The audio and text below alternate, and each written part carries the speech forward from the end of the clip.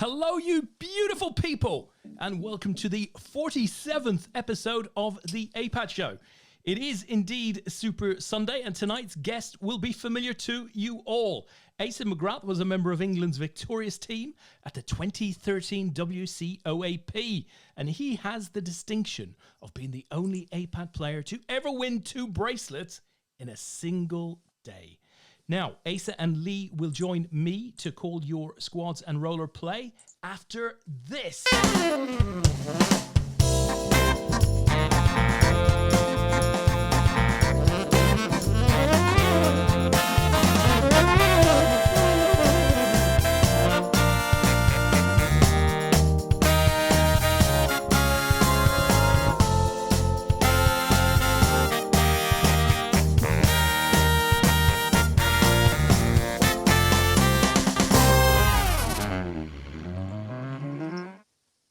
Leigh, we have simply no need for any formality tonight. We have the lovely Asa McGrath on, right? Well, as simple as that. I mean, to be honest, you just said everything I had written down to actually introduce him with. So we said it before, right? We've said this is Asa's 3rd time on the show. He becomes the first person to appear here 3 times. Very, very popular. We've said it all before. So I thought, yeah, let's just get him on. So welcome to the show, Asa. How you doing?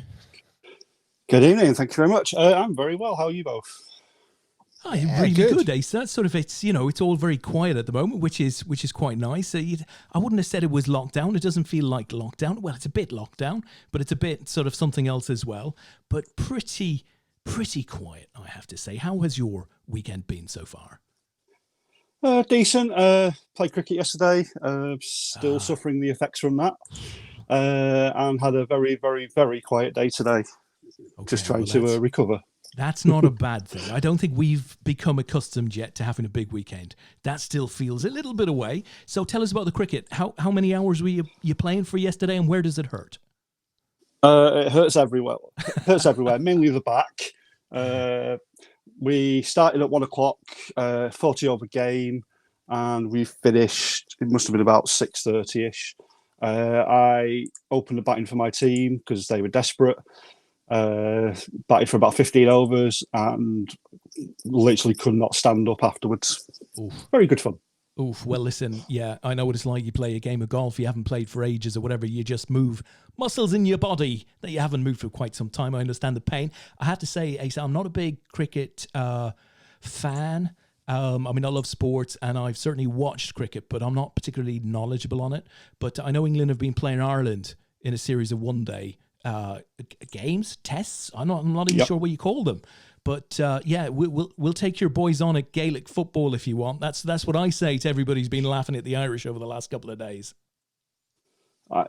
Trust me, I have not been laughing at the Irish. They've pushed England further than I thought they would. They found a very good batsman. He's first 2 games he's broken an Irish record, first ever batsman to score consecutive half centuries. He'll soon be English then, won't he? I was going to say, Agent Morgan is doing a fine job with you guys at the moment. He'll be bringing a load of your Middlesex batters and people like that over to the Irish side at some point in future. That's the plan. Right. That's how it works, isn't it? It's basically England cricket just takes. It doesn't matter whether you're Welsh or Irish or whatever. It's just you just can sign up and play for them. That's fine. Right. It's a bit like English rugby, and there's no need. There's no need for it. You've got plenty of cricketers and rugby players to call from. Yeah, it's very true. Because one of the guys we came up against yesterday stopped playing about 4 years ago, and he was a member of a team who played in the Bradford leagues. Now, unless you know about cricket, Bradford leagues are probably the top non-leagues in the country. He was unbelievable. Still so scary. No, fantastic. Well, such a classic game. Classic game through the summer. And, of course, it's a bit of an odd summer, as it is everywhere. But there's been a lot of football this summer. But nice to see cricket back. Listen, we got a few people in and watching along with us, Asa. Scouse is there. Good to see you, Scouse. Me old mate, Jeff Talbot, EMS legend of squads, is with us. Welcome, Jeff. Scout says, evening all. Kevin Shutt Player of the Year in Season 1. Season 1 is with us. Hello to you, Kevin. Colin McCarthy is there. Colin was with us last weekend, did a fantastic job with Stuart Pillinger. It was very entertaining last Sunday night. Dave Potts is there. Potsy, who I started playing poker with, right? A brilliant home game down in London. We've got Pete Wigglesworth on the line. Hi to you, Pete. Freddie Dealing is calling. Now, Freddie, he's watching. Freddie could be watching from anywhere. Right, there's a man that likes to travel around, but let's assume at the moment he is watching from Germany. So hi to you, Freddie. I hope as well over there. We've got Craig Simpson, we've got Grant Spears, Steve J, Charlie Kearns is back. Had a deep run last Sunday night, if I'm not mistaken, Lee. Charlie also says, evening, everyone. Anirin Venables is there. So Dan Lowe. Dan, tell us, did you ever get rid of the sideboard? Did you ever get rid of that sideboard, Dan? Because I know a guy who, funnily enough, wants one.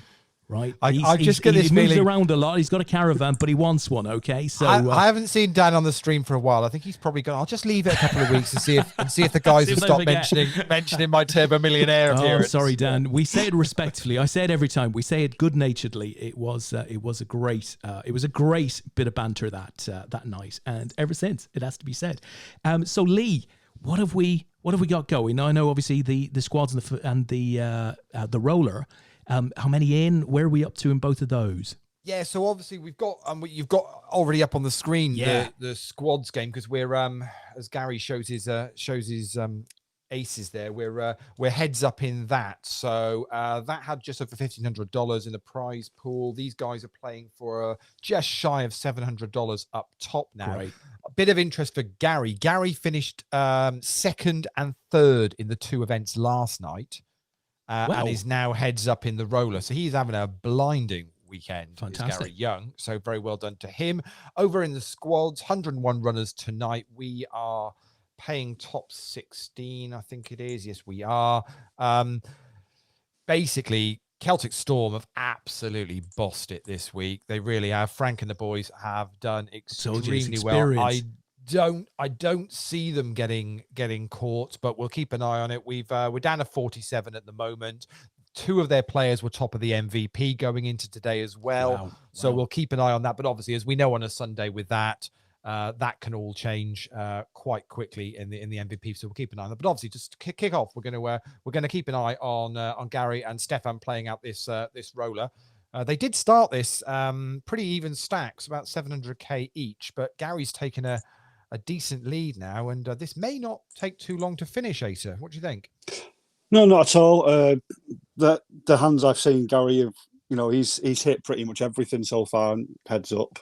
And with the chip lead he's got, I can't imagine this lasting more than 10 minutes, to be absolutely honest. He's just going to blitz this, I think. He's on a bit of a heater, and you know a thing or two about being on a heater. He says, I mentioned in the intro, you've of course won 2 bracelets in a single day.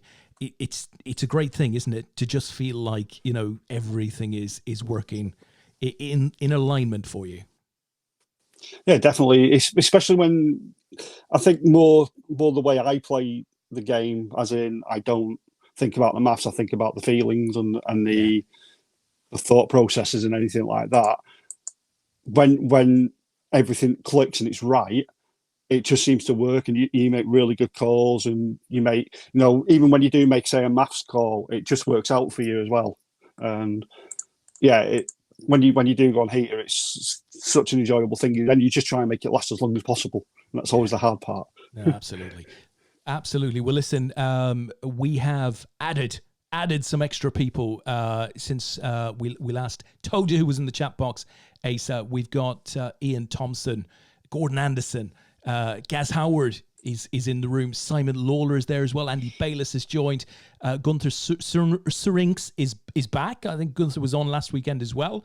Hello, everyone. Come on, Gary. So a Gary fan there. And Jerry Duffy from Scotland is with us. Jerry, of course, is Claire's dad.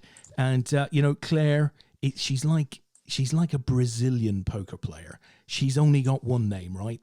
Duffy. Absolutely. That's it. So, Jerry, unfortunately, you've got 2 names. I've got 2 names.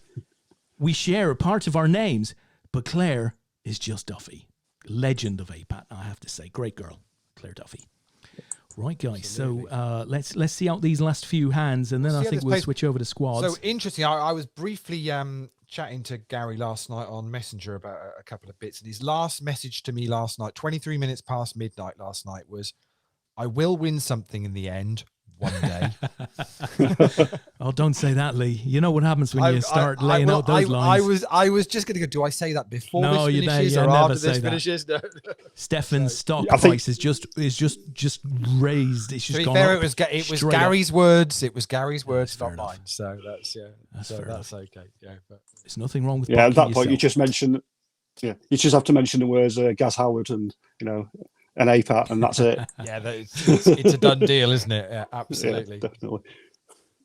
Completely agree. Gary takes that one down. He looks to be in the zone. Do we know Stefan, Lee?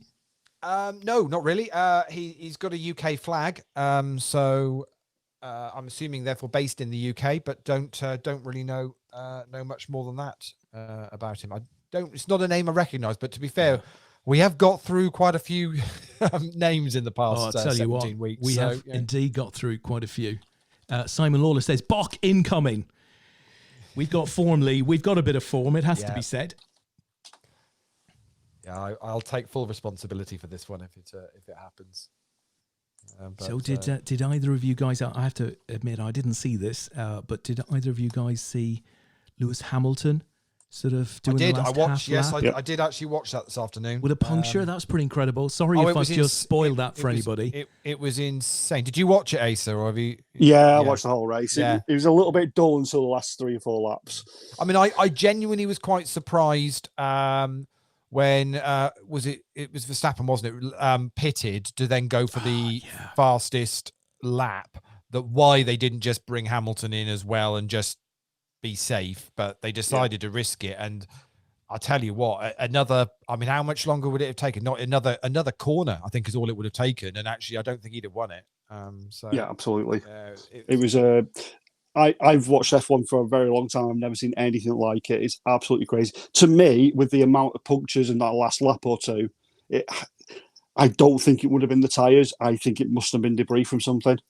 Well, really, the racing line. You think that many of them? You think that is three in one lap? But they were all. But they were. Well, I suppose yes, it could be on the racing line because they were all the same. Well, it wasn't the same lap though, was it? It was because I think it was over a couple of some maybe. But they did say that tyre degradation in some of the other races across the weekend was very similar as well. So the worrying thing is, I don't really know this, Des, but they're doing another race.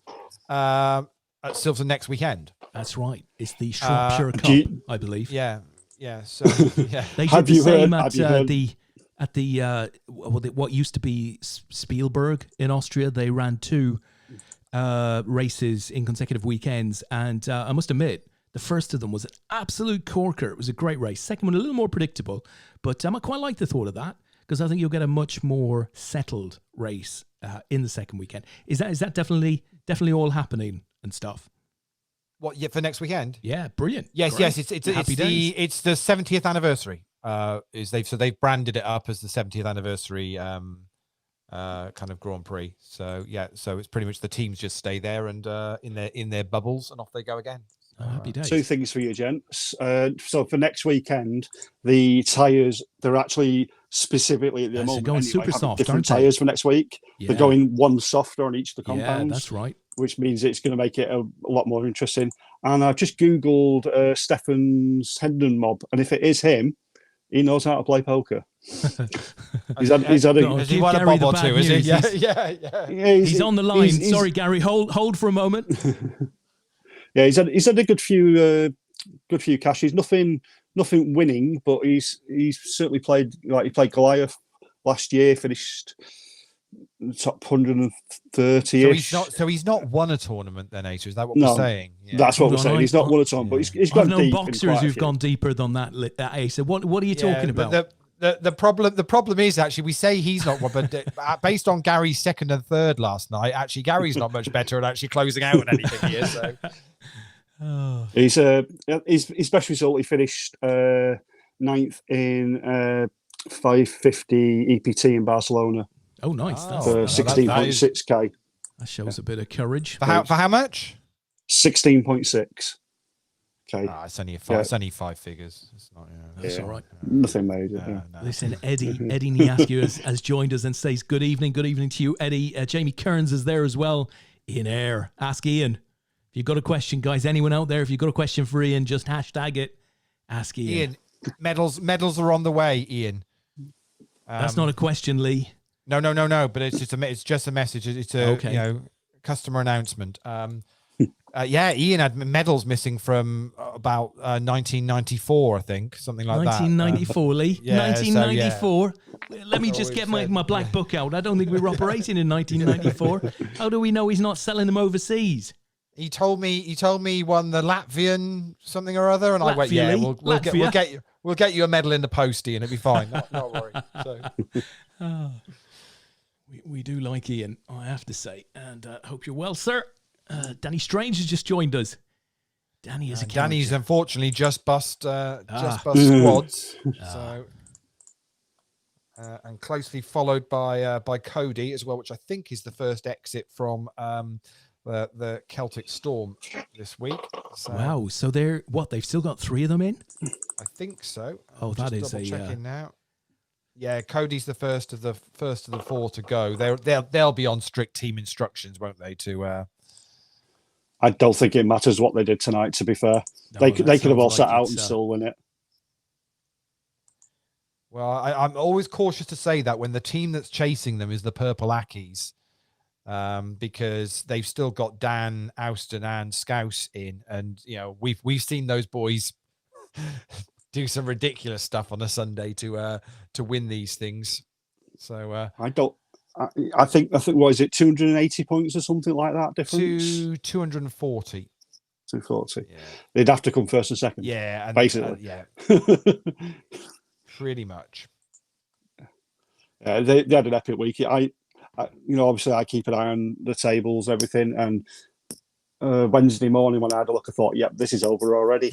They were just so far and ahead. It's not often. It really isn't very often that we actually have that as a situation. But they've had a cracking week as Frank and the guys. So, Lee, I've got to ask you. I think obviously these boys, legends, right? Each and every one of them, but they have an average age. We did the maths last week, 478, right across the team. No. That's the No, but because at the moment they've got Cody is back in this week. You see, which Q age is down to about 420.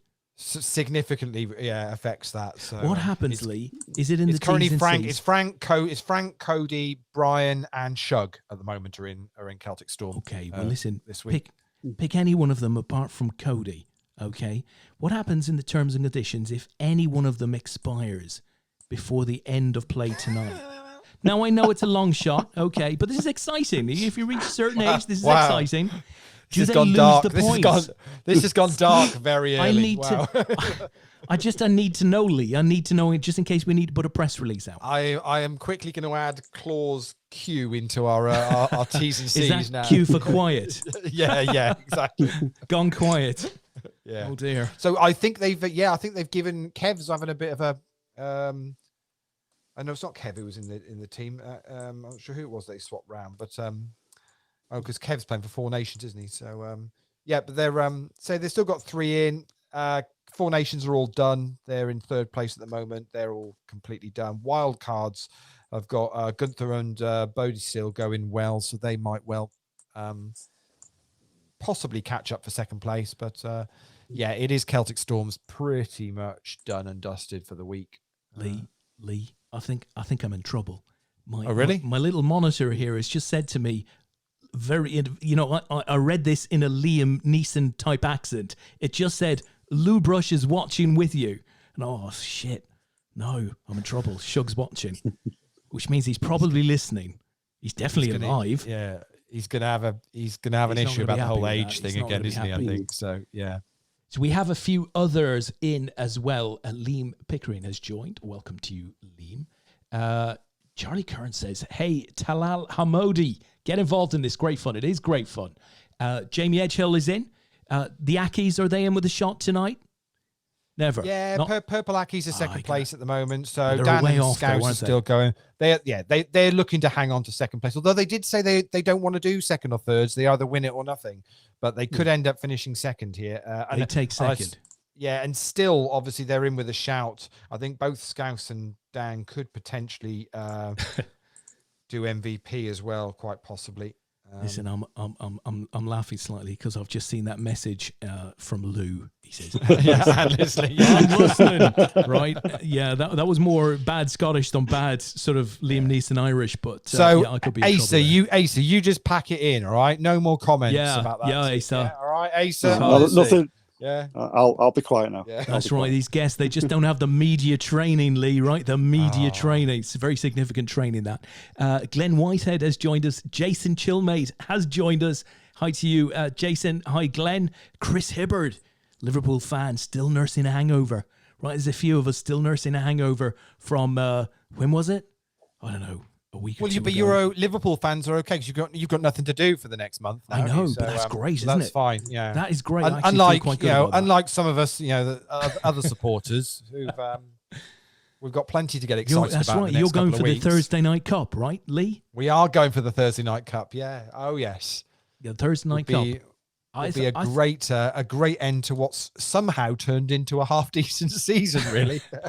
It'd be really interesting to see how that goes. I am thinking this is almost like a little bit of a European Championship or a World Cup, having the Europa League and the Champions League playing off pretty aligned over a couple of weeks, and it should be good fun. I'm quite looking forward to it. So what do you think about this about Portugal for the Champions League? I mean, obviously now Spain is now on the no-go list, which is pretty close to Portugal. All in all, it's a bit weird, isn't it? Yeah, it is. There's obviously an issue with one of the Real Madrid players testing positive as well, and they're on the way over here for next Friday, if memory serves. To play City. So thing is, they're all going to be in relatively, biosecure environments. The amount of testing that the professional teams are doing, I don't think there's going to be that much of an issue. But what you're seeing in certainly sports across the world is where one player or one team goes down, it just has repercussions. Yeah, it does. Baseball. Yeah. If you've heard about baseball in the Miami Marlins. Yeah. No, tell us more. Tell us more. Are they really? A disaster.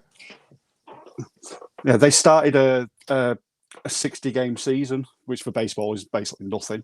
And the Miami Marlins are all in quarantine for 2 weeks, so they can't play at all. Wow. So I think it's about 9 or 10 players tested positive. I think it's only right they should void the European Champions League and the Europa League. They should just void them. They should void them, guys. Now the Premier League's done, yeah. That's too funny. Listen, Frank Bailey's joined us, and I'm pleased to hear that he is very much still in the land of the living. So, what can I say? John Murray is there as well. Chaz Cairns is now going hello to Elaine Hutchison. I mean, is Chaz on commission? I don't know. He's sort of drumming up traffic all over the place for us.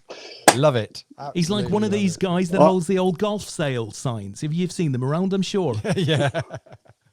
Except they're now wearing masks, and you keep them definitely 2 meters away from them. They're actually wearing some of their golf kit. Yeah. Yeah, completely. Yeah. I will be fair to Charles as well. I've not spoken to him for a while, but I think I mentioned before, he's the first person I ever spoke to regarding poker online. Oh, really? Yep. Oh, wow. Very long time ago. He has a lot to answer for then, yeah? Basically. Yes, absolutely. Absolutely. I think we ought to bring him into the circle, Lee. I think we need to bring him in. He's showing all of the right instincts. Yeah.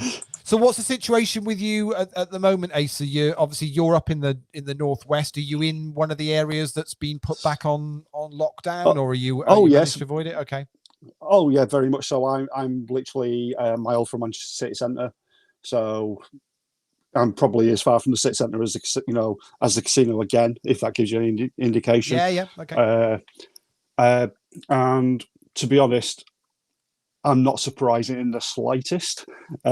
Just going off the behaviours, I've got friends who have worked all the way through it, and they've said they're not surprised that we've got into lockdown because the people just are not paying any attention. Is this all the Manchester mad for it house parties? Yeah, is it that kind of thing? Yeah, possibly. Yeah, some of it. But going back to cricket, I went to. I was playing away in Hertford, which is just north of Crewe yesterday. So I had to get a train to Crewe and just had about half-hour wait at Crewe train station and just randomly waiting. And about 50, 60, I say youngsters, are all about between 18 and 25, all waiting for a train, all smoking, all drinking on the platform, no social distancing, no masks, and no one did a thing about it. Oh, that's not good, is it? Yeah, because really, there's two things there. Is you'd like to think that they would appreciate that. Yeah, they shouldn't be doing that. And secondly, that somebody would be turning around and saying, what are you all doing? This is not on. But if neither is going to happen, then ultimately, it's you can see why. Therefore, you're going to get in hot spots and things. I mean, down with me, it seems to be pretty good. People seem to be kind of paying attention to what the rules are and masks on when they're in shops and all this kind of thing. The country set, Asa. What can you expect? It's the country set. Down where Leigh is. The thing that made it funny for me, though, is that 2 minutes after they all got on the train and went, then the policeman comes along and tells people off for not wearing masks.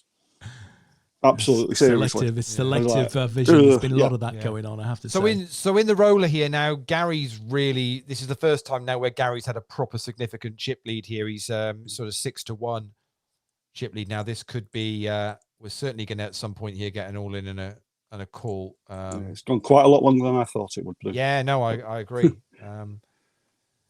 Especially the hands that I've seen Gary show as well. He's been showing pretty much the nuts heads up each time it's gone to the river, and how he hadn't won. Obviously, that one being an exception.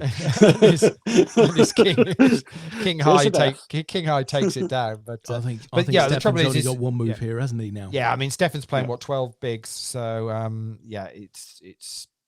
And Gary's doing the right thing. It's raised, just keep raising. Because to be honest, he can afford to let one go if he needs to, and if he doesn't think it's the right time. But keep the pressure on. Keep the pressure on, and it gets to a point there when he'll then call off with any two cards pretty much to try and just end it. Oh, here we go. Fold out. You say it's very, very close to any 2-4 territory.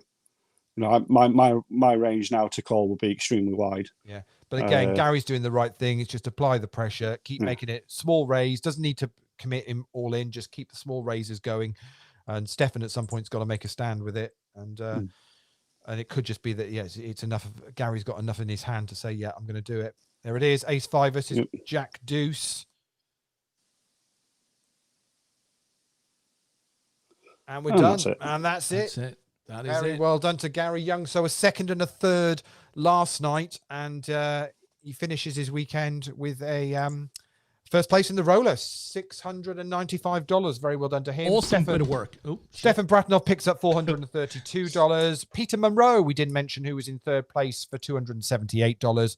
And Joel Holmberg from Finland ended up in fourth place for $140. Well done to the four of you. That was a good start to the show, because that was a good heads up, actually. That went on a little bit longer than we thought it would. So I'm just going to get the squads up, guys. You talk amongst yourself. Maybe talk about stuff around, I don't know, bots and collusion. Bots and collusion, yeah. It's an interesting one. It's one thing I did want to talk about tonight. For those that haven't yet had a chance to watch The Orbit, we've put a link in the Facebook group for it. It's a new show, kind of round table poker show with Robbie Straczynski, who's been on the show a couple of times.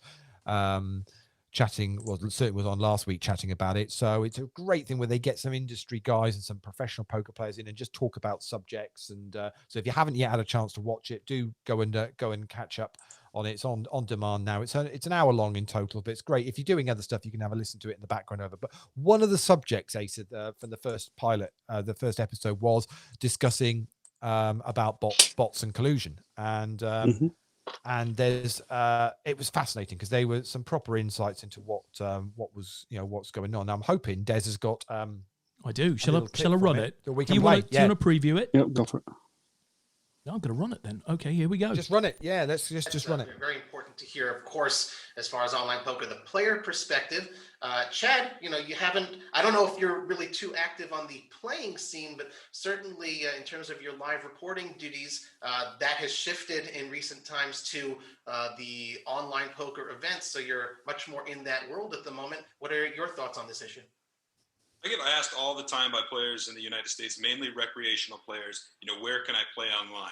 And right now in the United States, it's just, Nevada, New Jersey, and Delaware, where you have licensed and regulated online poker. And that's all Pennsylvania, that's right. And Michigan soon to come, and hopefully more states down the line. But right now the options are really thin. And, there are plenty of unregulated sites, and a lot of players are playing on them. I see it. A lot of my friends are. I never recommend them because, like Ari said, if something goes wrong, and chances are kind of high that something will go wrong at some point, you have no recourse. They could take your money and run, and you have absolutely no recourse. That's the risk you run. So I never recommend the unregulated sites. I don't play them. I do feel comfortable playing on regulated stuff. I have played at WSOP.com whilst I'm here in Las Vegas. So I'm fine with the regulated stuff. And another reason that I say this with the unregulated sites that you have to really be careful is because of a trip that I took to Asia not long ago. And while there, I had the opportunity, a poker player showed me his, we'll just call it a cheating operation. And then that's really what it was. He kind of gave me a behind the scenes, it was off the record. I was just curious how this all worked. And he showed me, took me to his apartment, had the setup where he had like 8 monitors set up. And he was doing this on an unregulated app. And it was part of a team. There were others that were doing this as well. And he fired up a cash game table, no limit hold'em cash game, 8-handed. And he was 6 of the players at that 8-handed table. I watched him do it. I could see all the whole cards just like he could. And that makes the game really easy. When 12 of the whole cards and you're playing against just two victims, you can squeeze them and do what have you. And as soon as I seen that, I knew I would never play on an unregulated site again. Now, wow. What do you make of that, Asa? Wow. Makes me glad not to play cash. Or anything. Now, should make it clear. Chad is talking about these what players would have seen more of now. These kind of unregulated poker apps, where I'm sure most players have seen these now. They've certainly through lockdown. They've been a lot more prevalent online. Of people saying, hey, sign up for this, and I'll get you into the room, and we'll do this and all that kind of thing. So they're all over the place. I won't name the names, but there's a lot of them about. So just to be clear, that's what that's what we're talking about, rather than the regulated sites like Stars and Party Poker and GG and all those. So fair enough.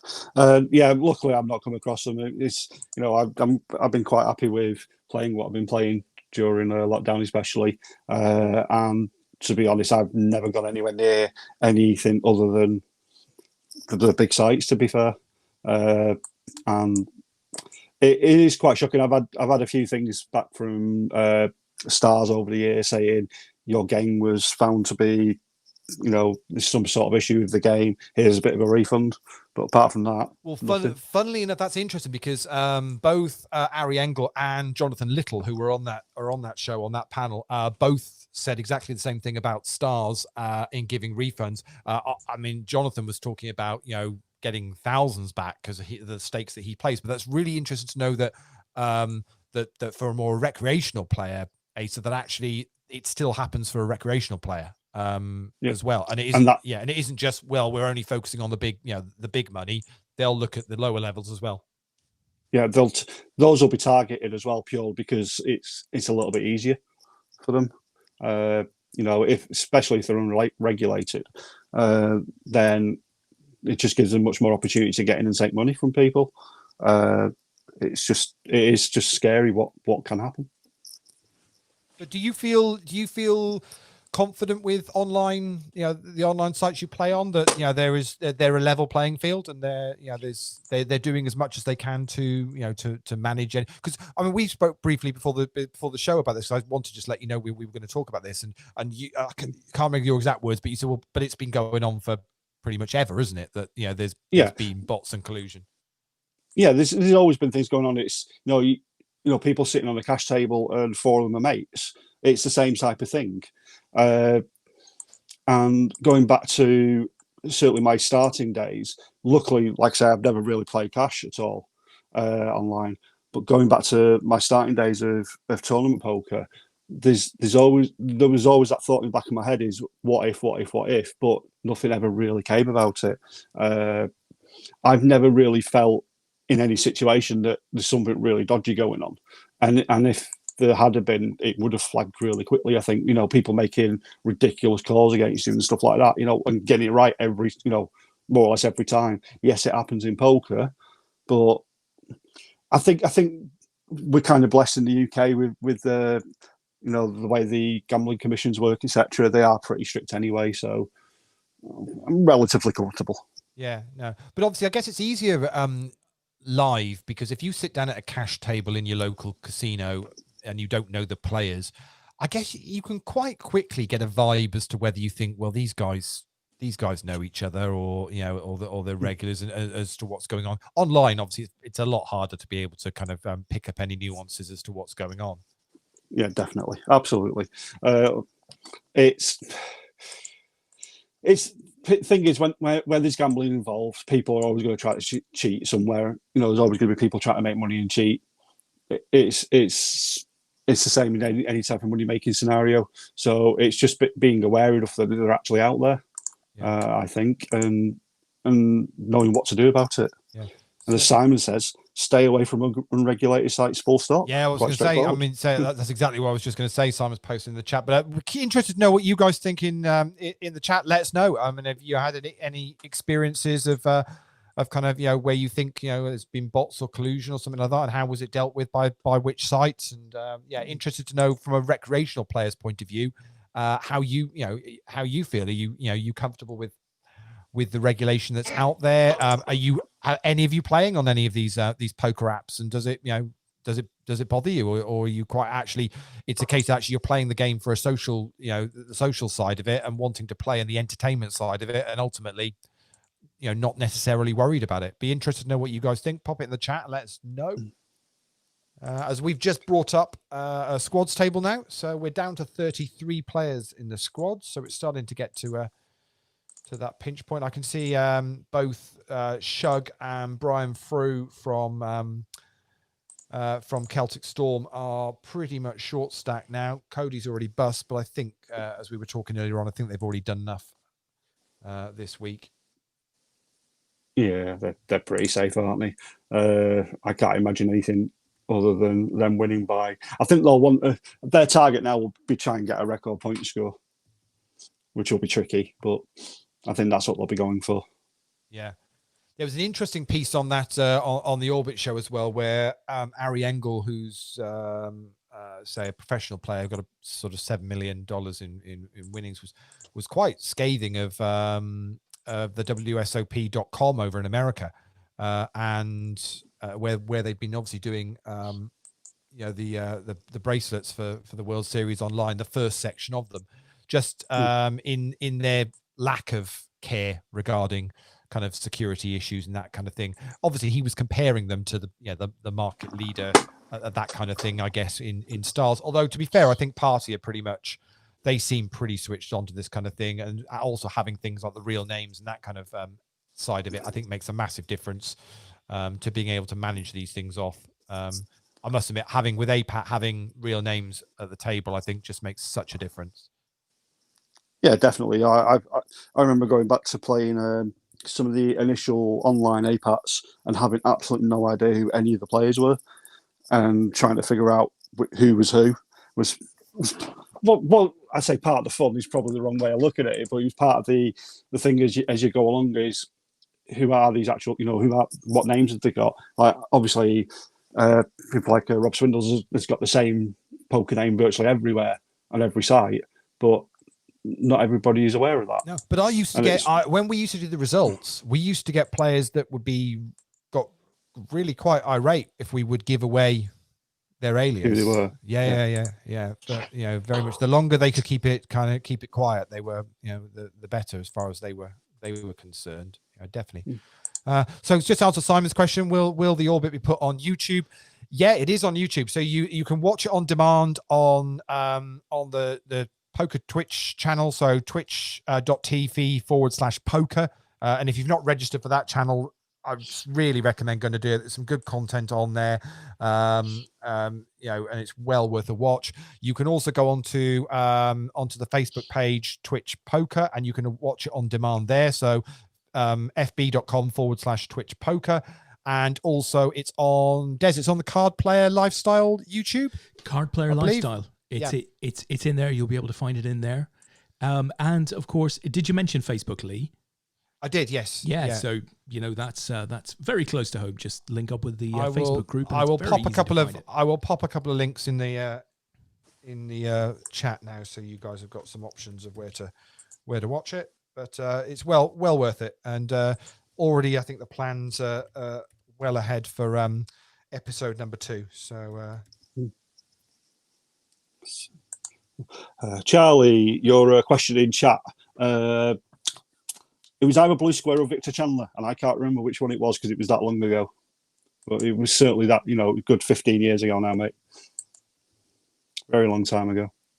Whichever one had the chat room we could speak on. A chat room you could speak on? Well, type on. Whichever site. Isn't that like everyone? But while you're on a poker site. So you'd be playing poker, and there was also a chat room you could speak to other people as well. I like that. Okay, I do like that. Going back a very long time. Wasn't there a site? Wasn't there a site once that actually had? You could have. You were actually players were on a little webcam, and so you could actually see the players actually on their avatar was like their little webcam, effectively. I'm sure one of the sites did that at one point.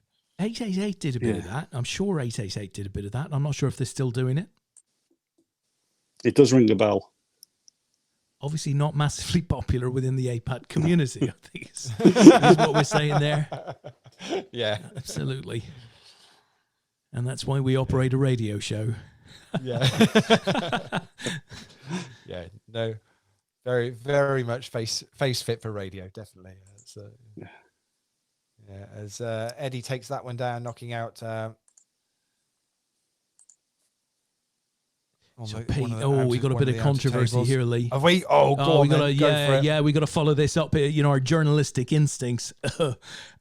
Pete says 2 clubs in London, one in the northwest side and one in the east, both well known for players colluding. I love the fact that he's not going to name names, so we're all going to now guess who they are. Oh, hold on, there's more here. One is no longer in existence, and I know they used to have players sitting in the same seats, waiting for new players to arrive, and the dealer would even lift the cars to show the club players the burn cards. What? No way. Holy really? shitballs! That's what? Jeez. That's quite the thing.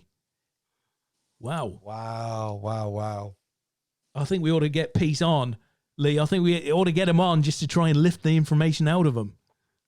Can we be sued? Outrageous. Could we be sued for that? Possibly. What we probably need to do, we probably need to get our legal team on it during the week. And Pete, we might be booking you on the show for next Sunday. That's right. So once Matt's had a chance to look at it, we'll come back to you. Triplin is watching. How did he finish in his? Was it a World Series of Poker event? He was having a decent run at. Yeah, last on GG. Was that last weekend, wasn't it? Yeah, I think. I don't know how he actually. I don't know how he. Let us know how you get on. Finished. How you got on, Tristan. We know you'd had a good first day in that. And let us know if any of you guys have been playing. It's 8 Max weekend with the WPT World Champs this weekend on Party. So if anybody's run deep, it's the day 1Bs tonight. So do let us know how you're getting on if you're playing any of those. Fantastic. As well. Both Scouse and Simon have both confirmed 888 definitely did the video stuff. Chaz is coming back. Asa, I have no idea. I just started last year. Look, Charlie, you get back to acquisition, okay? We can't have you chatting with the guests. Just get out there with the sign. So Tristan was Triplin was two ladders up from a min cash. So very well done. Nice one. 2 ladders up. Okay. That's good. Yeah, that's good. Yeah, so made the money. World Series. And of course, so is that a World Series of Poker cash now, Leigh?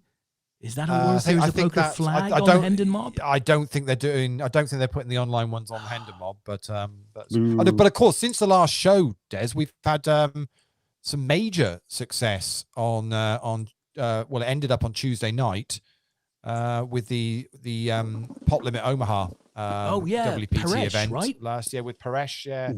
Paresh Joshi last week, he won, for anyone that doesn't know, so Paresh did back-to-back APAT World Championship PLO wins in, I think it was sort of 2013, 2014, maybe something like that, when it was done in London. He then also represented England the following year when they finished second to Scotland in the World Champs. So yeah, very much has been with APAT for a good period of time, but obviously has gone on to play. He's a very good Omaha player and has gone on to have cashes in the World Series over in Vegas and many of other cashes. But yeah, did a deal in the end. So he did take the best part of the money at the point they did the deal, but then lost out heads up for the title. But still about $170,000, I think it was. Yeah, something like that. Yeah. Amazing, fantastic, absolutely amazing. He always had an eye for PLO, didn't he, Paresh? Yeah, very much. Well, I always respect the Team Gotham guys' views on players, and they all very much rated his game, very much. There you go, proofs in the pudding. So Brian Yates went quite deep in the 320 event. I think it was last two tables from memory. Oh, really? Well done, Brian. Yeah, and got quite a bad beat as well. He kept that quiet. Yeah, he did. He was really. I watched it most of the day two while he was on, and he was playing so well, and basically got it all in on a 10 high flop with basically aces versus kings, and king hit a turn. Oh. Which was pretty sick. That would have basically guaranteed him final table. Wow.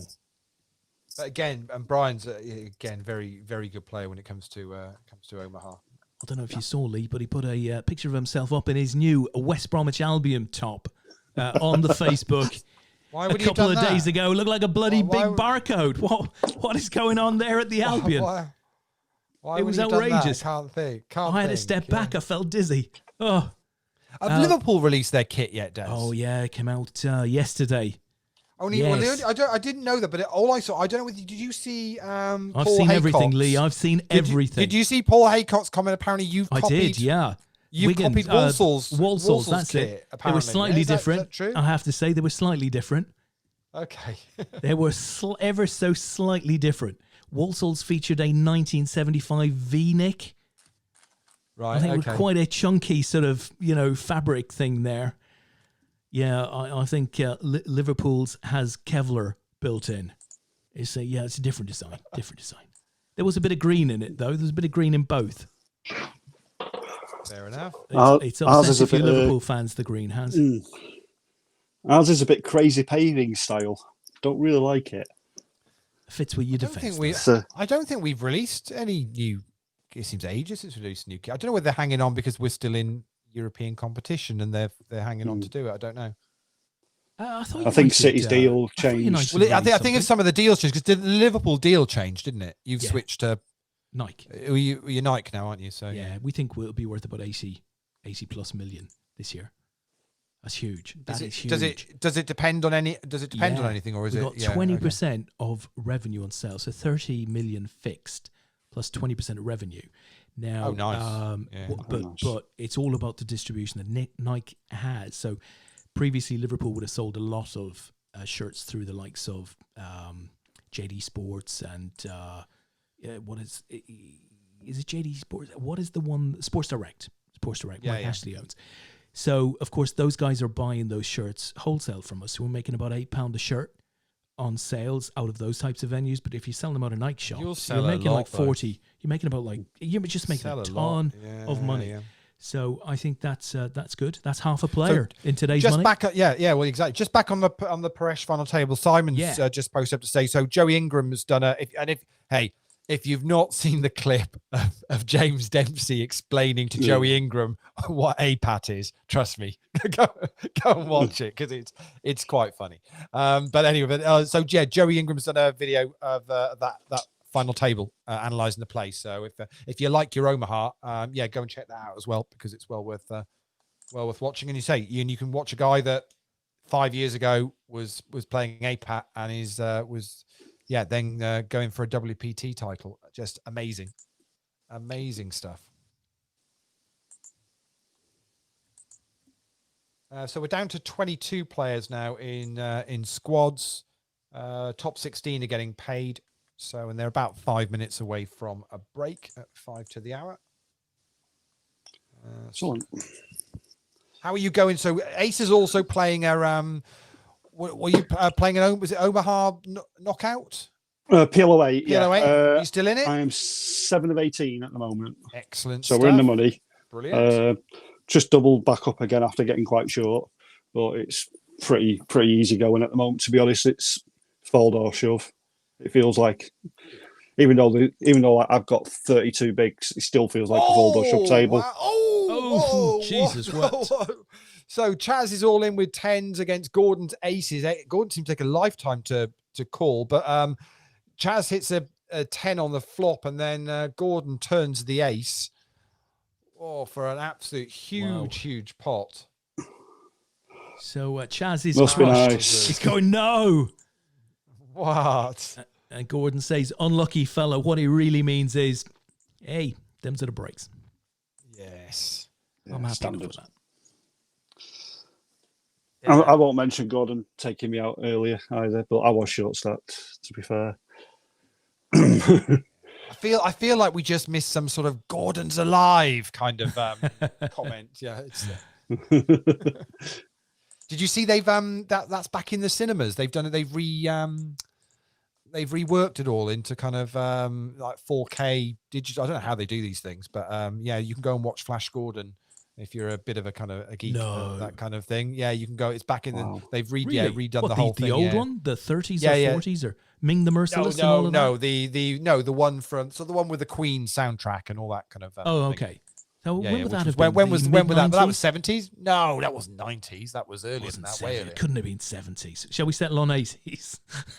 It might have been early 80s at the very latest, I would suggest. Flash. Yeah. Brilliant. Yeah, it won't be much later than that. It might have even just been 79, something like that. Apparently Triplin won a seat to the Millie Maker as well, but he busted late on day one. See, this is how good. This is why you want me on your pub quiz team. But it's 1980, so 1980. So I was right. 1980. Yeah. So you were right by saying 1990s. Yeah. All right. Okay. Yeah. Look, I got to the 80s before you did. Okay. Simon tells us that Vince made day 2 of something on party today. Okay, that's good. I'm assuming that'll be one of the. That's it. The WPTs. Wow. That'd be big news. We haven't heard from Vince today. I don't know if he's playing or if he has been playing, but hopefully he's doing okay there. This is awesome. We just had a first bit of spam on the live stream. I love it. I was going to say, what was that? Well, somebody spammed us. Like we've made it. Don't you worry. Yeah, it's brilliant. Have you got there yet? Before I delete it. Yeah. I've reached Tony Trippier is watching with you. Tony. Excellent. Oh, you've got to get the diagnosis about herpes. Honestly, seriously, get to it. Oh God, I've got sponsored by Tesco. It's not that. I feel we've been taken over by commercial entities. Debbie Kim is there. Hi to you, Debbie. Gunther says, yeah, it was funny with Joey. I thought it was funny. I have to say, I didn't recognize APAT from the description, but there you go.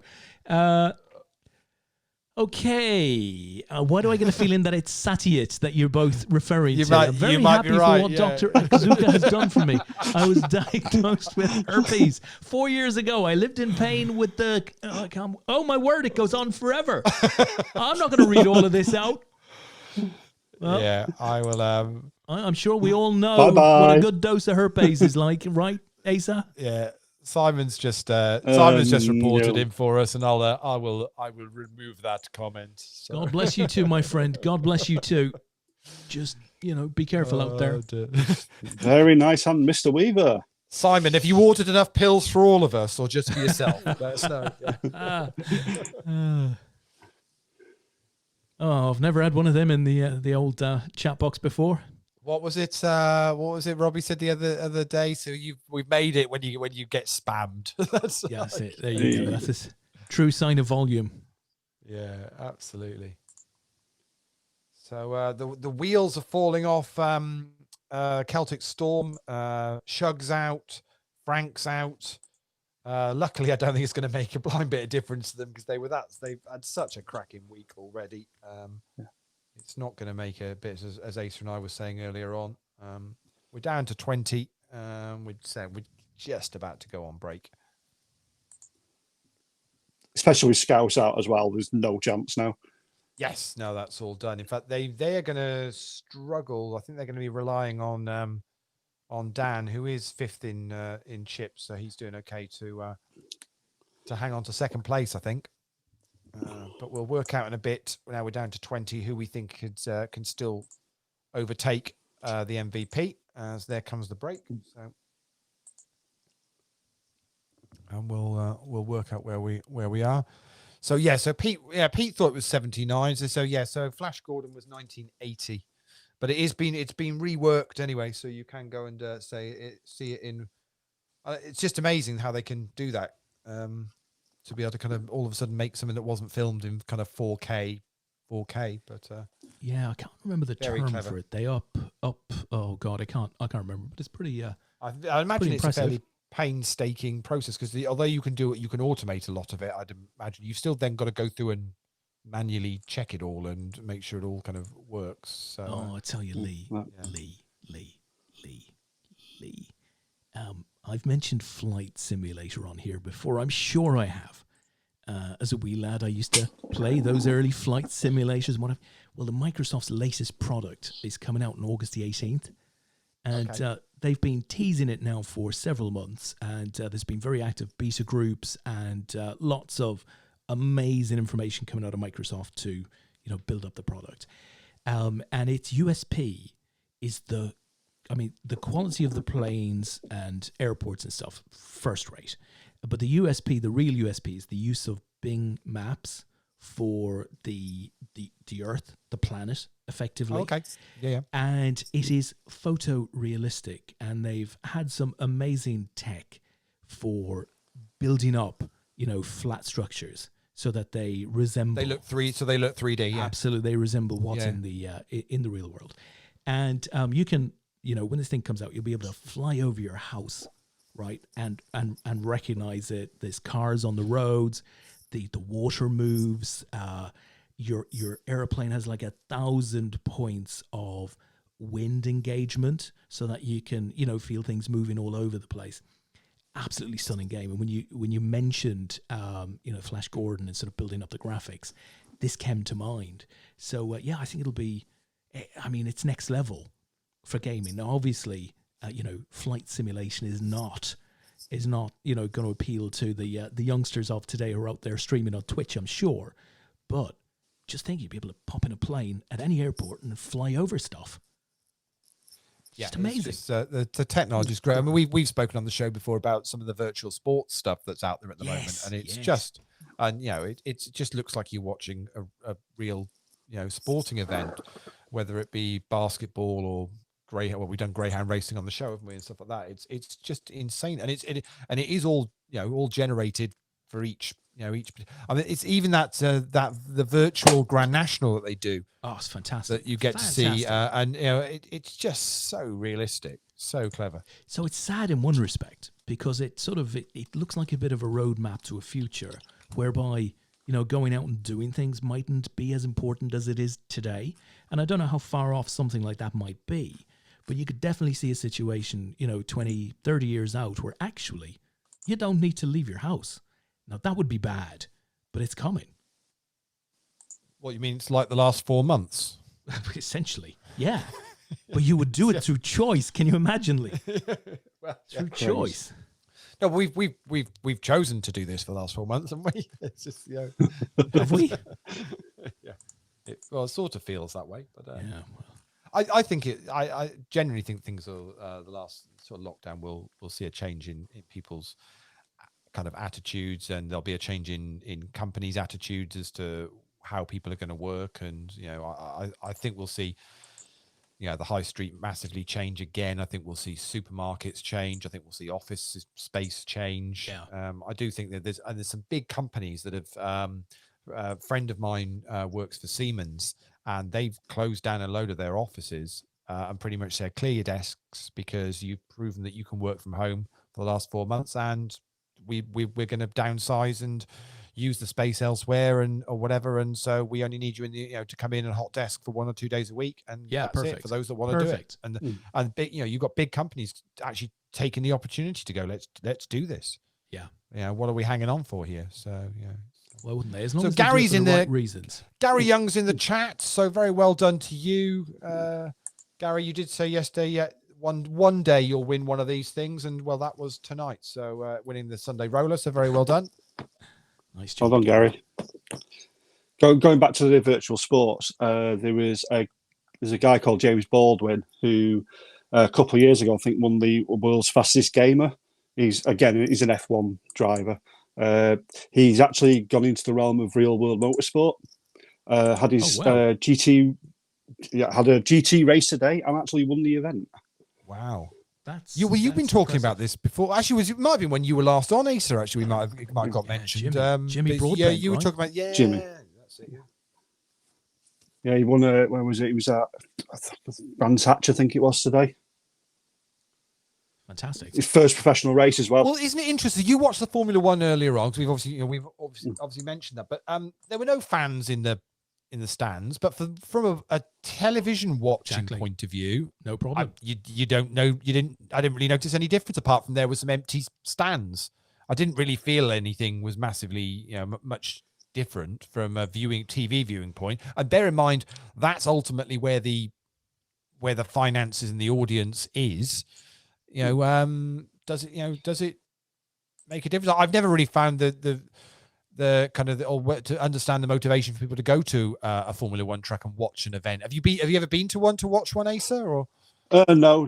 I was waiting for the attempted crowd surf from Lewis Hamilton. Oh yeah, there's no one there to Be more like a really painful. bad Fosbury flop. I have to say, I've been to a Grand Prix before. The noise is stunning. The noise. So, really? So it is. It is kind of a. But but how much of the race can you actually watch or see or follow? It's a mind-numbingly bad sport to spectate because while you see cars going around, it is the sort of sport that you go. It's the sport that you go to support a driver, right, or a team maybe. So you're only ever sporting on 5% less of every lap. You see your car coming along and you shout or wave or whatever, and off it disappears into the sunset. It is odd in that respect, but it has a hugely loyal following in the UK, particularly. So it employs a lot of people. Fanatical, right? Absolutely fanatical. Those that really love Formula One, it is a very fanatical support. And in many respects, today versus as Robert Law unfortunately loses his chips there today versus maybe 15 or 20 years ago. It seems to me it's much more about the teams and the technology. It's a technical sport, whereas 15 odd years ago it was much more about the drivers, I think. This is what I find weird about it. I was watching it today. I was just doing some work, so I had it on in the background, and I was kind of thinking, well, the question that went through my head was, well, obviously Hamilton's coming up, potentially going for number 7 here. How many of the other drivers, if they were in that Mercedes car, would have won as many races and championships as he's won? Because it feels like very much now it's a very unique sport whereby the individual gets the prize, but ultimately it's a team, right? It's the team, isn't it? Racing Point is the classic example. Yeah.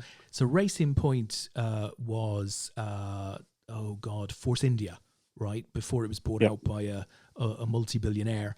And, Force India effectively went into administration, so results weren't great. There wasn't a lot of cash coming in. Disaster it might have had something to do with the owner. Absolutely. But, with a bit of money and a deal with Mercedes, suddenly, in the first couple of races of the season, Racing Point were like, they were filling 3rd, 4th, 5th, 6th on the grid. From relatively speaking out of nowhere. And the owner's son, Lance Stroll, who drives them for no reason other than he's the owner's son, which might be a little unfair to him, but I think it's probably realistic. suddenly this guy's like finishing 4th, 5th in Grand Prix from out of nowhere. So the strength of the team is critical. I mean, Lewis Hamilton would not have been a world champion in a car other than the car that he's in. Yeah, pretty much. That was kind of my feel with it. Just before we'll pick up on a couple of the points the guys are putting in the chat in a second. Just to give you a quick update on the squads as we're getting close to the money. We're 3 off, but we're pretty much Ace has decided that Celtic Storm are going to win the team event, so I'll take him at his word for that. So that's covered off. If they don't for any reason, now it's Ace's fault, but I think they pretty much got it. Yeah. On the MVP situation, Shug is currently all done, top of the MVP at the moment. He can be caught by his teammate Brian Frew. Brian needs a 5th place finish to overtake him. However, they can actually both be caught by Shane O'Connor and Dan Houston, but Shane and Dan would both need to win it to top them. But that doesn't mean that if Brian finished higher than 5th, he could go over the top of them again. So basically, Shane, who's currently chip leader, or was chip leader, actually just dropped down slightly now. But Shane and Dan are the ones to watch for MVP with Brian as well. Although Brian's much of the shorter stacks, but that's it. So loads of comments in the chat about the Formula One. Pete Wigglesworth says best F1 track is Sepang in Malaysia. Tickets were £20, and you could see 85% of the track. I think if I remember rightly, in Malaysia, they had quite a high section where you could basically see most of the track from. Yeah, well, you got to, you must be talking about. I know what you're talking about, because that is quite a long track. It's got a very long. Is that the one that's a street track? Is that the one they do at night? No, that's Singapore. That's Singapore. Okay, right. Yeah. Malaysia hasn't been driven for quite a while, but I remember quite well. It's a wide track.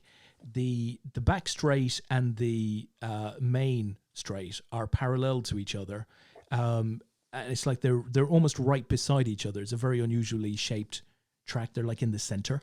So how would you see all of that? You're either in that middle section there, or you're in some sort of ridiculously high tower. Just gone from the PLO8. In 12th. Set over set. But a cash though? How much did you cash for? I have no idea. But a few dollars. Yeah, it's not a load. 14 quid. 14 quid. So including bounties, so whatever that is. That's all right. Well, that's your fee for the show sorted. Excellent stuff. That's your Deliveroo for the night, Asa. Just pop in there. You can probably have, I don't know, a drink or something for that. Well, you didn't you? Yeah. You were talking about delivery the other day when you didn't want much, and the delivery price was ridiculous, Des, didn't you? That sounds about right. There's a minimum fee, and if you don't hit the minimum fee, frankly, don't call us up. And I sort of get that. I get that.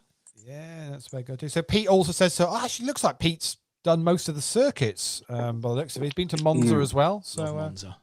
You're a bit of a fan then, Pete. I don't think we talked Formula One when Pete's been on. He's been on a couple of times, and I don't think we've ever talked Formula One with Pete. I mentioned it before. I think Formula One is a sport that could go virtual. I think I could be happy watching it virtually. I didn't feel anything different today watching it. Yeah. It was just the same today watching it for me. I think the only thing you ever get is, obviously Great Britain. I think the Dutch Grand Prix now will be absolutely enormous with fans in. So Max Verstappen, because it's a really racing it on the F1 game. It's actually quite interesting to race because it's got bank circuit, bank corners. I think that will have certainly the front straight with the grandstands they've got there, especially being Max Verstappen, it's just going to be massive. Ouch! Oh dear, the pain. Daniel Weaver is taking it. Danny Weaver's taking one on the chin there. That's right, though. Unfortunately, still got plenty of chips behind though, so he's still in a good position, but he's got over 20 bigs still. But that's unfortunate. Kings into ace king. Well, come on, Don, get to the cash. So Pete's best friend worked for Mclaren. I got to go to the Mclaren Technology Centre once. Incredible. Got to meet Jensen Button. Amazing evening. Jensen Button's been fantastic, I think. Fantastic, still is. That place is amazing. If you get a chance to visit it, it's the cleanest place I've ever been to. It's just incredible what they do there, and they're all built around the kind of the lake with the water that Don Logan's all in stuff that they're doing and everything. And he's all in trouble, is what he is. Queen.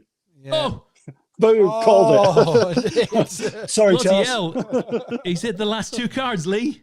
Wowzers! Don has. That's my Don. I don't think I've heard Shaz Cairns be so quiet before. Picking himself up off the floor. Wow. Yeah, I think after the flop, he must have thought that's it. Yeah, Don's just ever so slightly just out of the running for MVP. If he'd win this, he's just going to be a few points short. So Lee, having been on the same team as Don, he's been so consistent. It's been untrue. That's a very good player. Don is a very, very good player. Yeah. Don loves his cricket too, doesn't he? A regular on the international tours, just going around sporting England. So Lee, you were talking about Mclaren. Yeah, go on. Yeah, sorry, just briefly, you were talking about Mclaren. There's a what was for a long time the number one brand in world championships, if you like. So I think Ferrari would be the number one brand in motor racing. McLaren for a long time dominated the sport, fell off the edge of a cliff, and for a long time were sort of out there. But they seem to be making a bit of a comeback now. I'm not sure I'm a massive fan of the orange livery. They were always associated with silver at their height. But Williams were another one, weren't they? Which were at their height, were just and then it's gone. And I don't know whether it's money because it's something you've just got to keep. Right? You've got to keep spending to basically keep the development and the technology up, and the likes of Mercedes can do that. And Ferrari can do that. And obviously Red Bull piled a lot of money in when they came into into Formula One. That was unfair though, Lee. To build a car with wings. Well, really? Hey, look, if you set them up. Well, yeah, okay. That's fair enough. Yeah. Chissy, bang, bang, eh? I've got this feeling McLaren are going to be very, very good next year. I hope so. As they've got Mercedes engines coming. Yeah, I hope so. It would be cool. It'd be nice to see. Just to answer Pete's question, can Daniel Weaver win the MVP? No, he is currently 202 points off Shug, who's currently top of the table. So now with Brian's just busting 19th, Brian Frew. So basically, it's only Shane O'Connor or Dan Austin that can catch Shug, and they need to win it. So it's as simple as that. If Dan or Shane win tonight's tournament, they will overtake Shug as MVP. Otherwise, Shug will take it down. And what was that? Did you say? And Shug will become the oldest MVP we've ever had in Poker Squad's history? Did you say? I never say that. I would never make such an ageist remark. No, at all. That would not be my style, Lee. No, you wouldn't. I said if he was alive, he would become the oldest MVP, and we're not at the end of the night yet, right? Oh dear. I'm sure Shug can take it in the spirit that it's intended.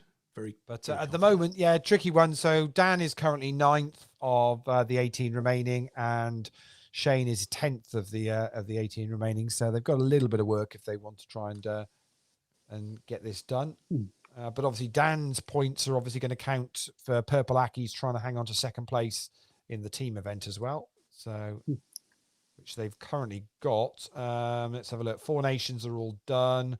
Wild cards. I'm not sure whether Bode's playing. No, he isn't. So it's just Gunther's going to add to their points. So he might do that. Cool, Asa. How are you about a team name?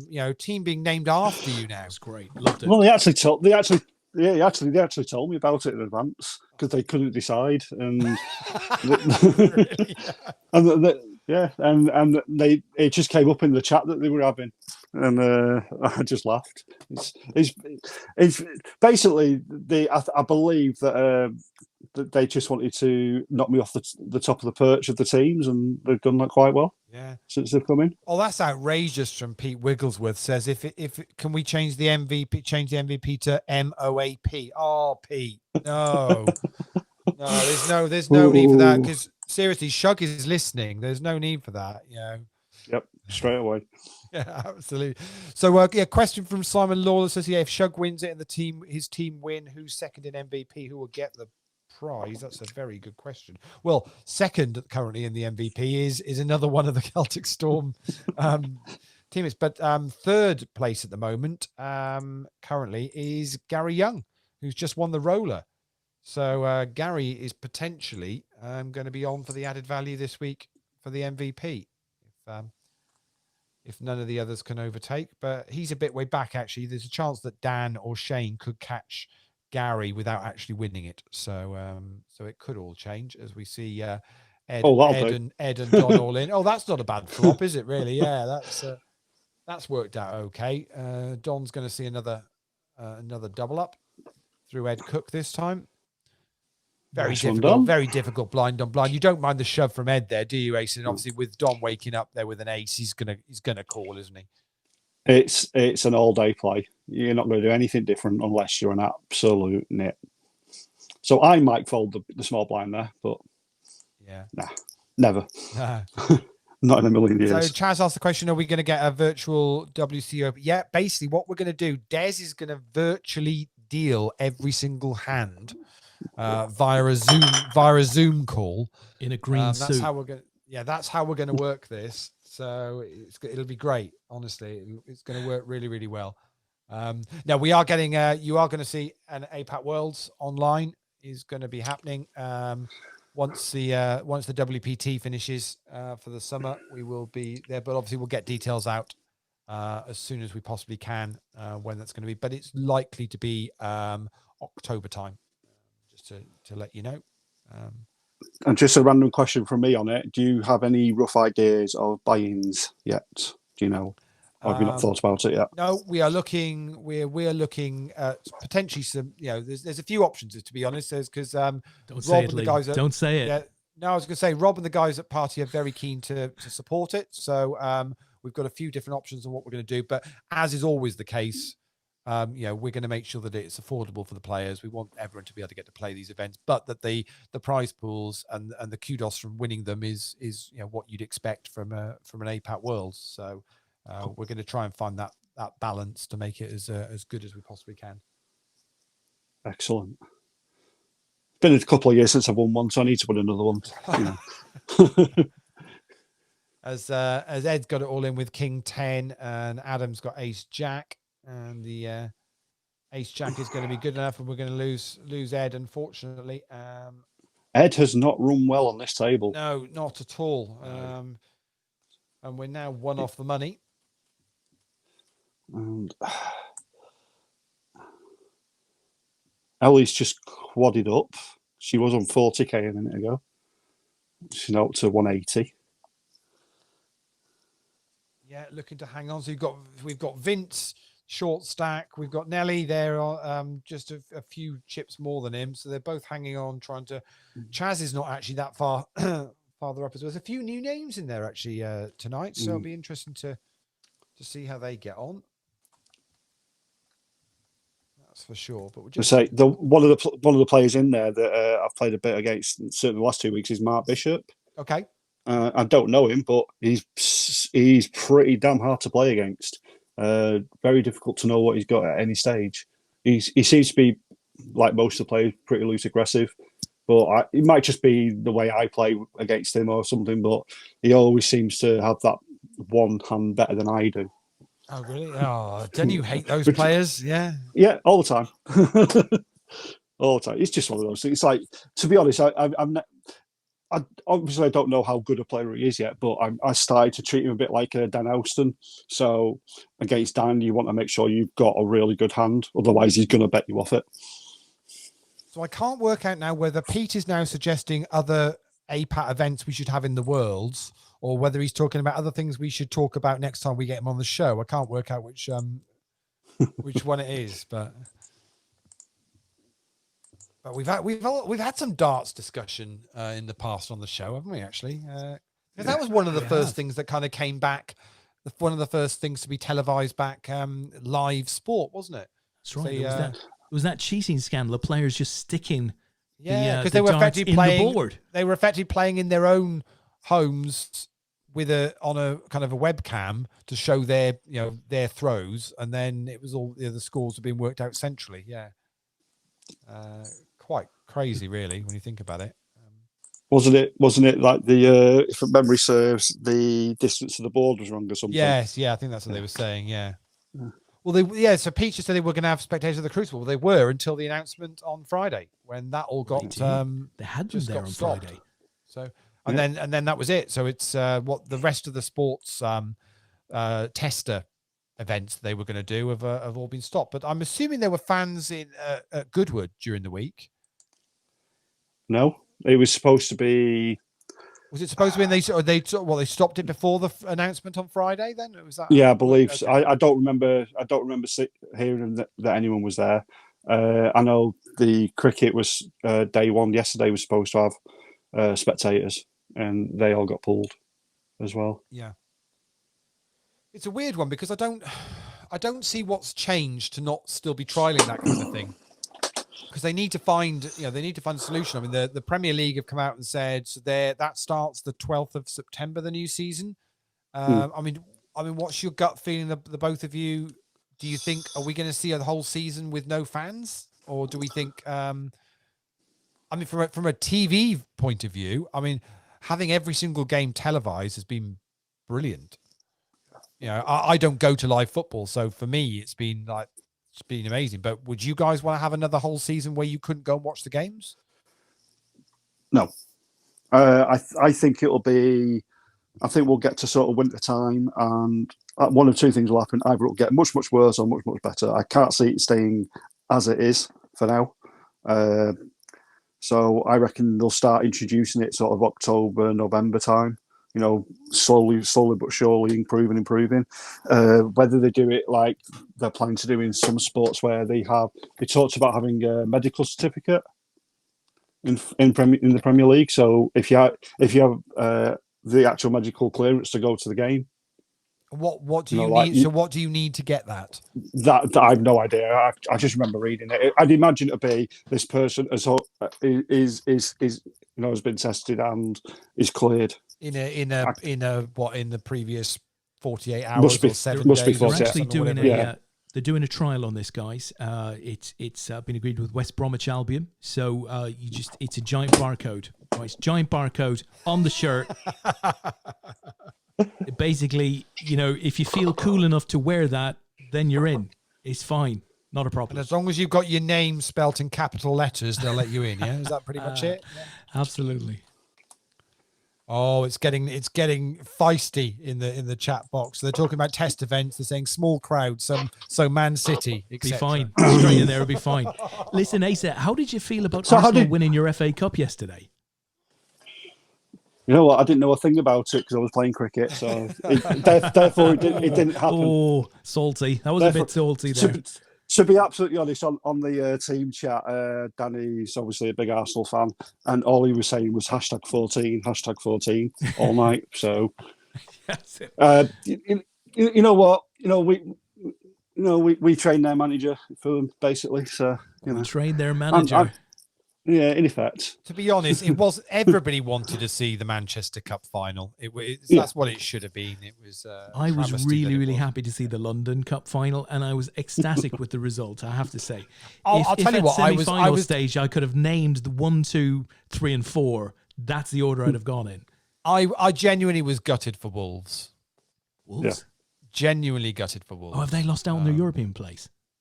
Yeah, because if I've got this right, and Spurs have gone into a qualifying round in the Europa. Yeah, so if Chelsea had won it, then Wolves would have got Europa League, but because Arsenal won it, they get Europa League, even though they finished behind Wolves in the league, and because of that, it's always then been the Spurs, way, hasn't it?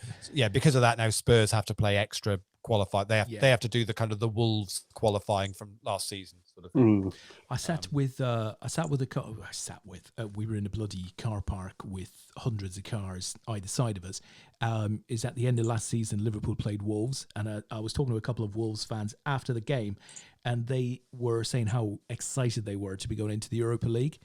And I was trying to explain to them that actually the thought of having that many games on a Thursday night, unless you're, genuine contenders, is quite a big ask, and it could be to the detriment of their season. But I have to say, seen plenty. They did all right, but you've seen plenty. You've seen plenty of teams that have gone on a European journey, and it's nearly cost them their league place. Absolutely. But I actually think they've had a fantastic season. Very unlucky not to make the European places. But who knows? Now that they've had that excitement of doing a European campaign, and that's not over yet, right? That could have a spectacular ending. Who knows? I'll tell you what. I think I do think this little Champions League and Europa League could be fun, right? Happening in a 3-week period. I think it's about 3 weeks, isn't it? All in.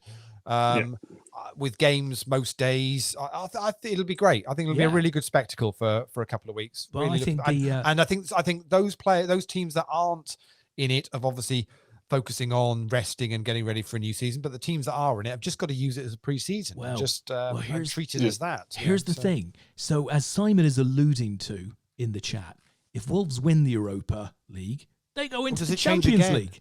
Boom, straight over the top of everyone. So that could be a possibility. And it, I wouldn't bet hard against it. But they may actually benefit tremendously next season from not being in Europe.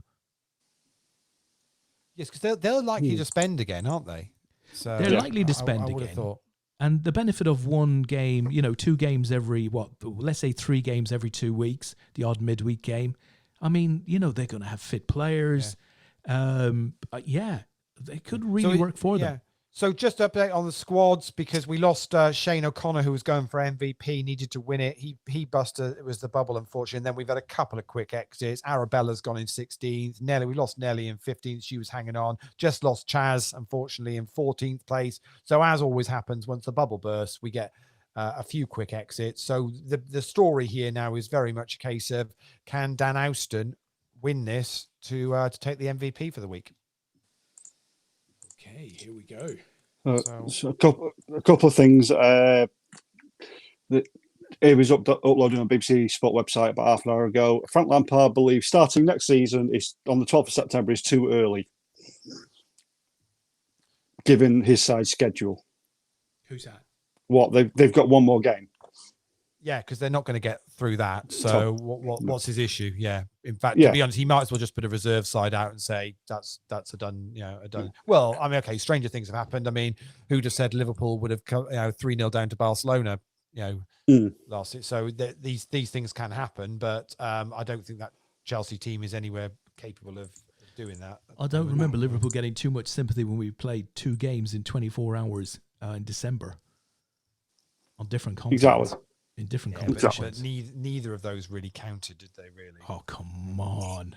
To be honest, they weren't really. They weren't like the high, the proper tournaments, were they? They were just, they were just fitting those in. I think. Well, I mean, to be honest, what they've done in lockdown has been crazy. I mean, I think I looked at United's, games. It's a massive hand, and it was some insane, number of games in a 30-day period. Just It's worked out very well, though, hasn't it? I've enjoyed it. Yeah. It's been fantastic. I say I've enjoyed it. It was quite weird when all of a sudden there was a day where there wasn't a live football match on. It was like, oh, what's going on there? And amazingly, the Scottish Premier League returned yesterday. So yesterday and today, the first round of fixtures, and you can't help but think that they got it wrong. So, they could have played out the Scottish Championship and very much a long shot for Rangers. France is another one that that could. But I mean, it's the European leagues are quite weird. Anyway, if you look at it now, they're so dominated. I mean, Bayern dominate the German league, Juventus dominate the Italian league, PSG dominate. Only won by 1 point in the end. No, but they've won it. What? Yeah, they've won. Eight of the last 9 years, or 9 of the last 10 years now, something like that. Yeah. It's crazy. PSG dominate the French league. okay, there's 2 in Spain, but there's always, but that's it. But if you take the top 5 leagues in Europe over the last 10 years, it's only really the English Premier League that actually has any sort of competition about it. Variety, yeah. Basically, there's the other leagues are just dominated by one team for the last decade. It's quite sad, really. And the owners of those clubs are the ones that are complaining that City are on the way up. Yeah. For example. Well, we've not talked to you, Asa, since the verdict came in, which you called. You said, and I was with you on the way I thought it would go. How did you think it would go, Des? I can't remember what you said. Well, I thought City would have been taken down. To be honest, you commit the crime, you pay the fine. But alas, no. Well, they're going to pay the fine, so. There was a fine. There was a fine. Have you seen the next stuff that they've started to bring out from the newspaper? Yeah, they still is there more? There's more to come. Going. Is there? Right, there's more emails, and the Premier League, of course, have to at some point rule on this too. So I don't see how the Premier League can rule against where it's gone. Premier League now. Is its own planet. Really? Oh yeah. But I don't see how they can now go against that. I don't know if they have the same statutes of limitations on evidence. I don't know. It would be pretty crazy if they did. Yeah, I think the new ones, they've got some of the stuff they're talking about in the emails. They were listed on one of the websites that I read, and one of them was based on an email before Financial Fair Play even came into existence or was even talked about. So it gives you an indication of how desperate some of them are to try and create more scandal. I haven't read it all, but it just seemed like sour grapes then. It's like, oh, we've lost, therefore let's see what else we can bring up. Something's gone on, but we'll never ever find out what it was. Yeah, it's done. As far as I'm concerned, it's done now. It's done now. Yeah. So move on. That would be my view too. So just on the point that Simon made about Wolves. If Wolves win the Europa League, they get into the Champions League. Nobody else would be affected by that. They would just get the extra place. Yeah. Yeah, I think so. Yeah. So England they changed it, didn't they, a couple of years ago? There's part of me that now doesn't want United. Would rather Wolves won the Europa League. That'd be a great story, wouldn't it? And then it stopped about 10 seconds later. Yeah, exactly. Yeah. So you'd meet them in the semi-final, is that right, Leigh? If I think we'd meet them in the semis. So we're 5-0 up. Okay, we've got to play this second leg. It's the most frustrating thing in the world to have to do. We had this discussion before. Who do you have in the quarters then? So I think it's the winner of FC Copenhagen and Istanbul. Right. Who are so Istanbul are 1 up after the first leg. I'm pretty sure it's them, and then we'd have the Wolves line into the semis, which means, and I think we potentially could have Inter Milan, I think, in the final. I think that could be a blue ribbon final for the Europa League. And Inter Milan have ended up really well this season. They've managed to get Alexis Sanchez actually playing well somehow. I don't quite know. He's a great player. And Eriksen's not been playing at all. Yeah, there's a player. You look at the players that Inter Milan have signed in the past 12 months. Absolutely insane. Have you seen Ashley Young's goal from yesterday? No, I haven't seen it, but he's all of a sudden found. I don't know whether maybe the Italian league suits him because it's a little bit of a slower, more structured league. I don't know, but you could probably guess what the goal was if I told you he was playing left wing back. Oh, okay, so he's what, just flung it into the far corner, is he? Or yeah. Basically, cut in far corner. Yeah, it was a good goal, to be fair. Inter Milan, Roma are still in, I believe, as well. Yeah, they are. Yeah. They've got Sevilla, haven't they? So it's So one of those is going to go. So, but yes, it'll be a good competition. I mean, what do you think of your chances with the Champions League, AC? You tough draw. I think if we get through Real, I'm confident it's getting through Real. I'm not as worried about PSG, for example. What worries you about Real? Because they've been playing. I thought you were a huge value for your win over there. I mean, I thought you outplayed them pretty. Oh, here we go. I think if we would have played them then, I think we'd have got through quite comfortably. But it's a massive hand for Gordon there with Queens. Queens against Sport. We just lost Raymond. But going back to say, if we would have played them when we were supposed to, I was pretty comfortable because Real, even though they were top of the league, were not playing that well. The last couple of games I've watched them, and they've actually looked really, really good. Back to where I'd expect them to be playing at. And their strikers have started to score again, which is always a worry with Real Madrid if they start scoring. But we shall see. So it's 7 days away? When is it? So when are you playing? The Friday night, is it? Friday night, yeah. I think we play on the Wednesday. I think the Europa games are Wednesday and Thursday, aren't they? And then and then you're playing on the Friday. Are there games across the whole weekend? I think there are, aren't there?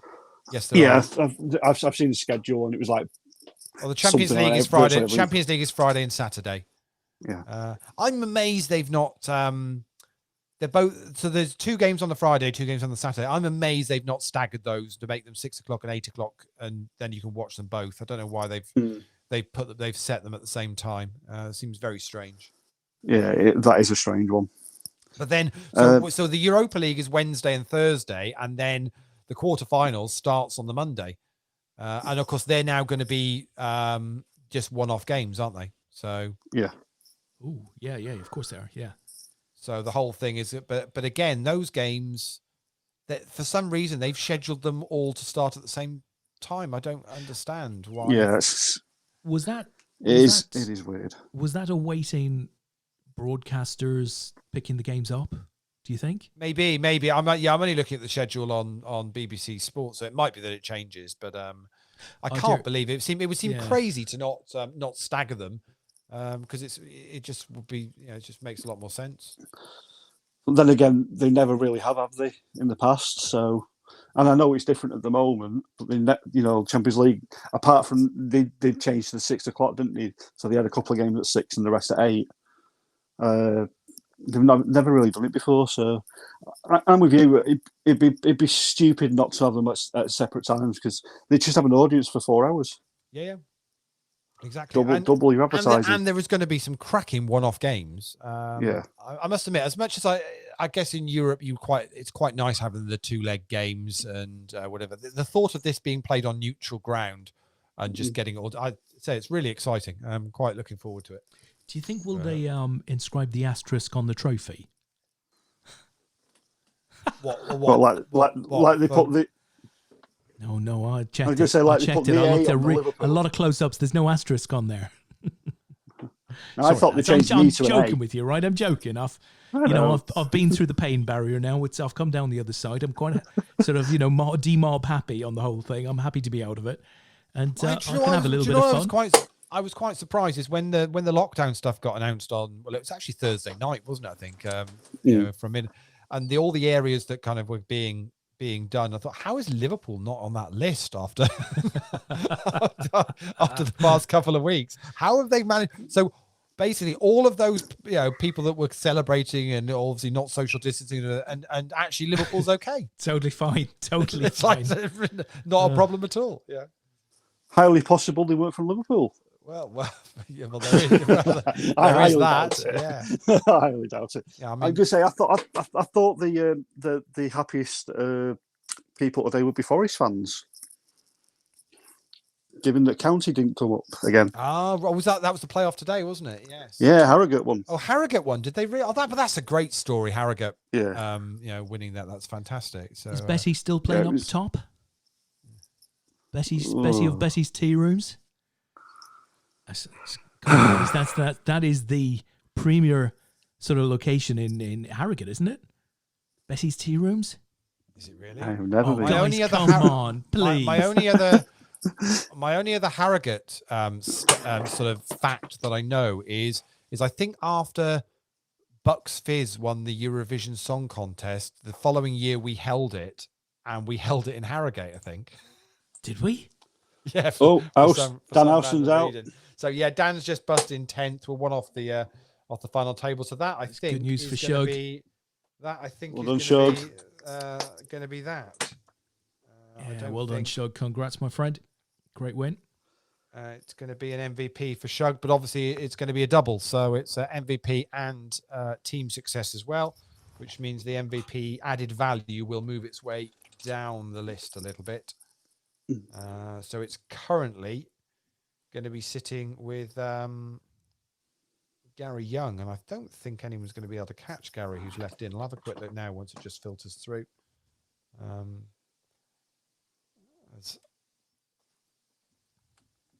Our friend from Russia wins that hand. Tepmar, I'm going to go, but it's obviously is not. This is where we need the translation to know what actually his first name actually is. But he's played quite a lot of games actually. He's probably I think he's been playing squads mostly from the first couple of weeks.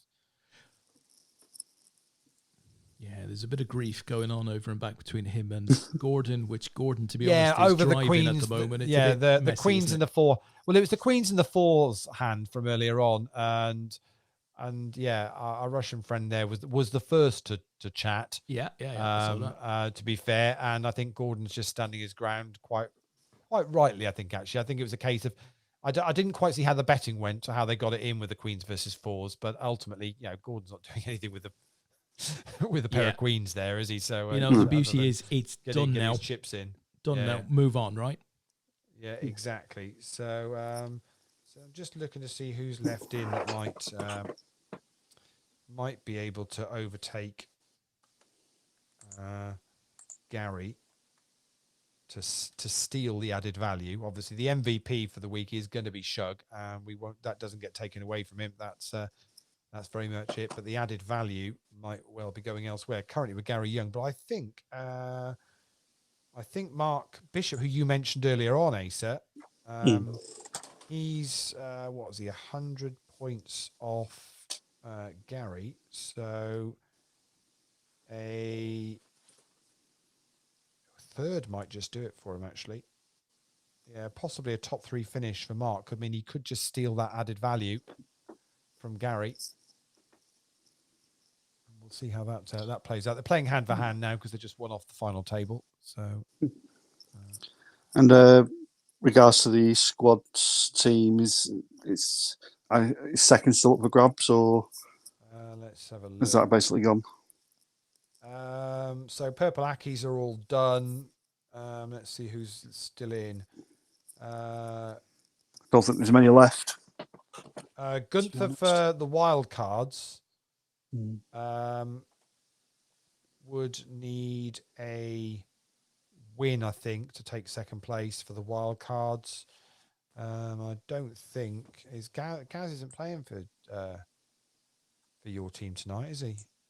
No, he was driving back and didn't get home in time. Oh, I see. Gaz could have got Gaz. If Gaz had been playing tonight for you guys, he could have snuck you in there. Well, given how well Gaz has played in the last 2 weeks, that was not likely. He's not. Enough, yeah. He's run bad and probably played just as bad. He's admitted it. He said it as well himself. So second place, struggled a bit. yeah. So the lockdown crew could steal second place. They've still got Danny Weaver, who's chip leader at the moment, in, and Debbie Roberts is still got chips as well. So potentially they've got a few. They've got 170 odd points, 180 odd points to make up. But actually, that's achievable if they both with a win and Debbie's going to add to her scoring here with at least a 9th place finish. So potentially we'll see how a few more exits go on that. But they're in with a shout for stealing second place from the purple Ackies. It's the purple Ackies at the moment. They're rolling on the other table. Debbie's Queen 10 into Gunther's Ace Queen, and Ace Queen takes it. So Debbie's just gone. So Debbie's just going to bust in 9th place, which doesn't help the lockdown crew. They're now going to be relying on Danny Weaver. So we're down to a final table, which Des will get loaded up in a second. There it is. So Vince has just popped into chat there, guys. How'd you get on, Vince? We heard you had a day 2. Tell us how that went. He's only come in to audit. He's in to Vince is the official APAT auditor. He's just come in to audit the poker squad's numbers. So for the night, he'll be getting his highlighter out as we speak. So not on the same final table again. It's one or the other. yeah. Very dodgy. Very dodgy. Yeah, never seen in the same room. Oh.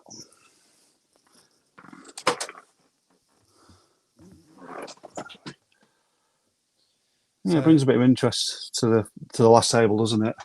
Yeah, well, there always seems to be something to play for. I don't think we've ever really got to a final table on a Sunday night where there's not a story potentially somewhere. It doesn't always come to fruition, but there's always a little bit of a story if somebody can do something. But it's very much all about the runners-up positions here this week because Celtic Storm have absolutely crushed this week's poker squads. Week 17, and it's very much been their week. So we should say, huge well done to Frank, Cody, Brian, and Shug. Pretty much put everybody else in their place very early on.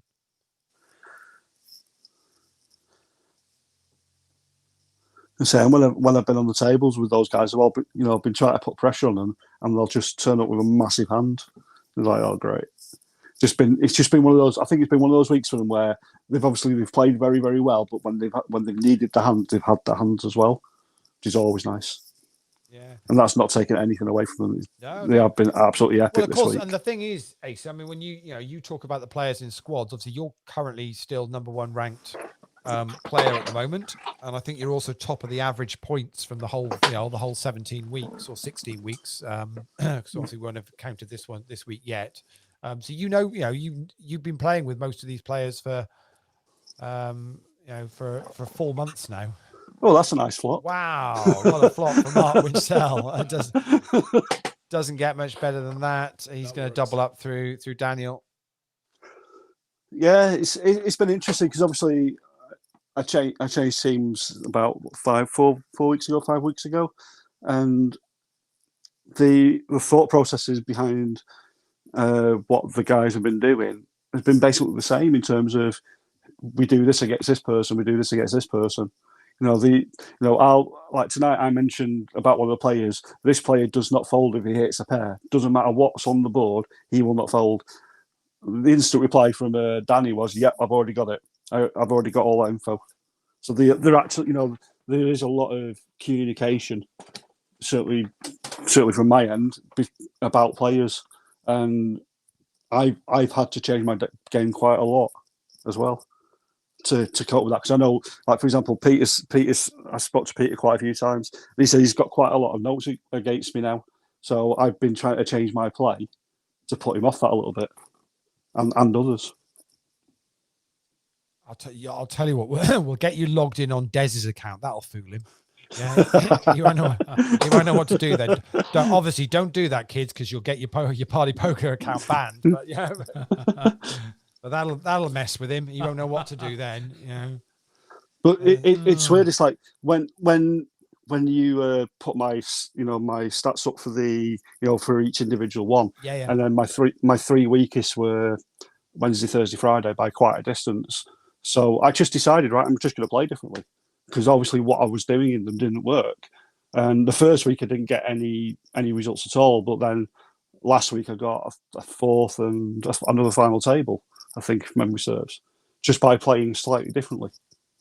Do you think I mean, there are a number of players here that do keep notes. We've had players on the show, and we asked that question: do you and they do obviously keep notes on players, and obviously because it's now real names, it's far easier to also very quickly know how that person's is going to play against you. So just ultimately change it up and do something a little bit different. I think I came on. I played the roller earlier on, and I think Eagle just called me laggy.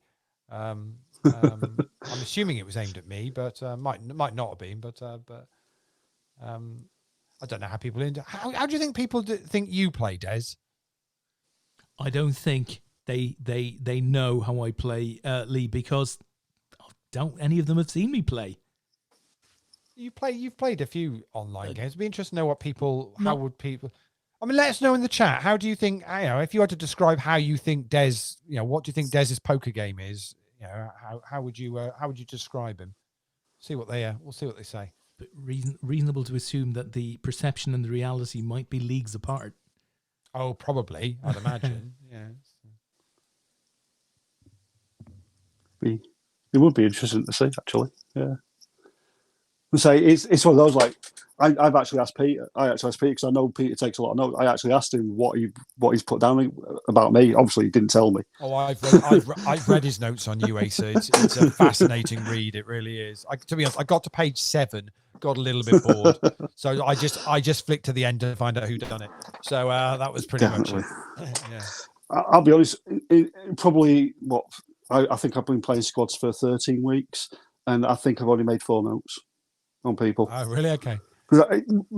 It's just people I don't know, or I'm not aware of how they played and stuff like that. It's just sometimes it's just a trigger for me. Like the final table, I don't have notes on anyone. Ah, fair enough. And it's that's because I'm quite comfortable with once I don't know exactly how they play, but I'm going to be quite comfortable in my perceptions, and this person plays this way. So therefore I can do this, etc., etc. Exactly. And I'm relatively comfortable with it. It's just if it's someone new that I don't know, or this person's played squads, has had good results, they're on my table, just make a quick note, bang, bang, bang. Yeah. That's it. But it might only be 2 words. Yeah, that's really aggressive. Yeah. So Vince says, does Des play? Simon says, Simon's describing your game as GTO, Des, whatever. And what do we think GTO means? Yeah, I think he's missing an F. That's what I think. Gin tonic order. Yeah, no, it's So Pete reckons Sir Eagles VPIP in the roller was a. I honestly would not know whether 85% VPIP is good, bad, or indifferent. Part of me wants to say, well, why did he get 15% of it wrong? I don't know. It's not. It doesn't seem. It's great quite score. high. Yeah. It's quite high over a tournament. Well, that's how he plays. Well, yes. Looking at the comments from Simon saying he's tightened up then and everything, so I'm suggesting, Which is why you'll see him with, again, like some of the other players, like Super Pillage said, with loads of chips or with no chips. Yes, which is what the guys were saying last week. And it's a different style of play. You either go bust early or are going to run deep, and other players are quite happily basically go steady Eddie through the tournament and then see whether kind of the luck's with them, shall we say, when they need it to run deep. Two different ways of approaching a tournament. Neither's right or wrong. It's whatever works, and whatever you want to get out the tournurnament as well. Yeah, exactly. As Gunther's order with Ace King against Mark's Queens. Queen on the flop. Just another one for good measure. Just to rub it in. Yeah. So Mark gets a double up, and it's going to put him very close to being chip leader now, and that's painful for Gunther there. Not a lot you can do about that. Guys, really? I don't know if you've lost sight of this, but there's an election coming up in the States. Did you remember? It's getting cancelled, isn't it? Yeah, I was going to say. Are they voting? Are they just counting them all in one day? Well, listen, I've seen a sort of a Dear Des. It's a Dear Des type letter. It's coming from an American mother. She said, "My son is wearing a MAGA hat. Yeah, Make America Great Again, I guess, and a Vote Trump 2020 button. He's been spat on, punched, and verbally abused. I hate to think what will happen when he leaves the house." To be honest, that's fine. That makes good sense to me. So Trump is trying to cancel the election, I hear. Yeah, What's this about? Sounds of it. Yeah. Can't do that. Yeah. Well, my understanding is, I thought he was a little bit closer in the polls, but my understanding from a few things I've read is that the feeling is now he is now way behind in the polls, and therefore is doing everything he can to either amend that or try and scare people into changing that, or he's already getting his excuses in early as to why he's not going to get a second term. I saw somewhere on Twitter it was something like he's a dead man walking, basically. They don't think he's got a prayer. When was the last time a US president didn't get a second term? Now that's a good question. That's a good question. I hadn't thought about that, I have to say. But it's more the norm, isn't it? It is normally, it's more the norm that they do get one.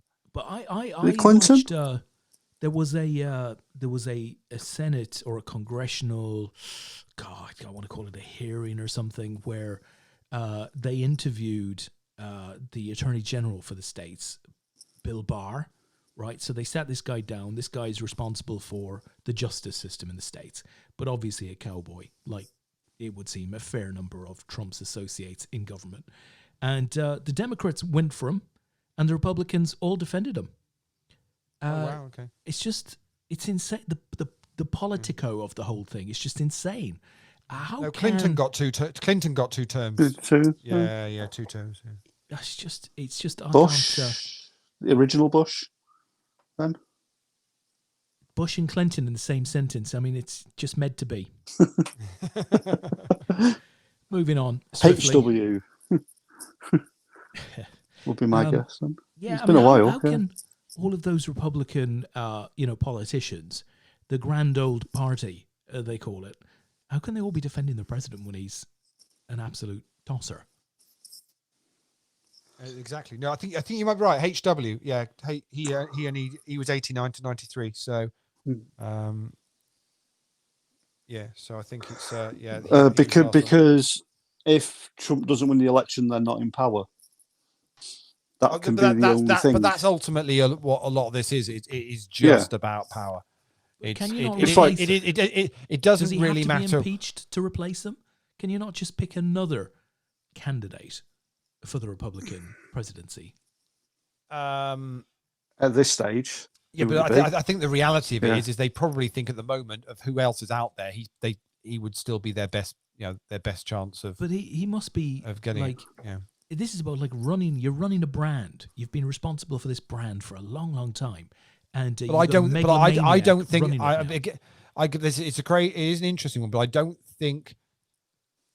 Again, you'd have to look back through the history records to work it out. But I would imagine that it's very, very rare that a sitting president is ever not put forward as the number one candidate for their side.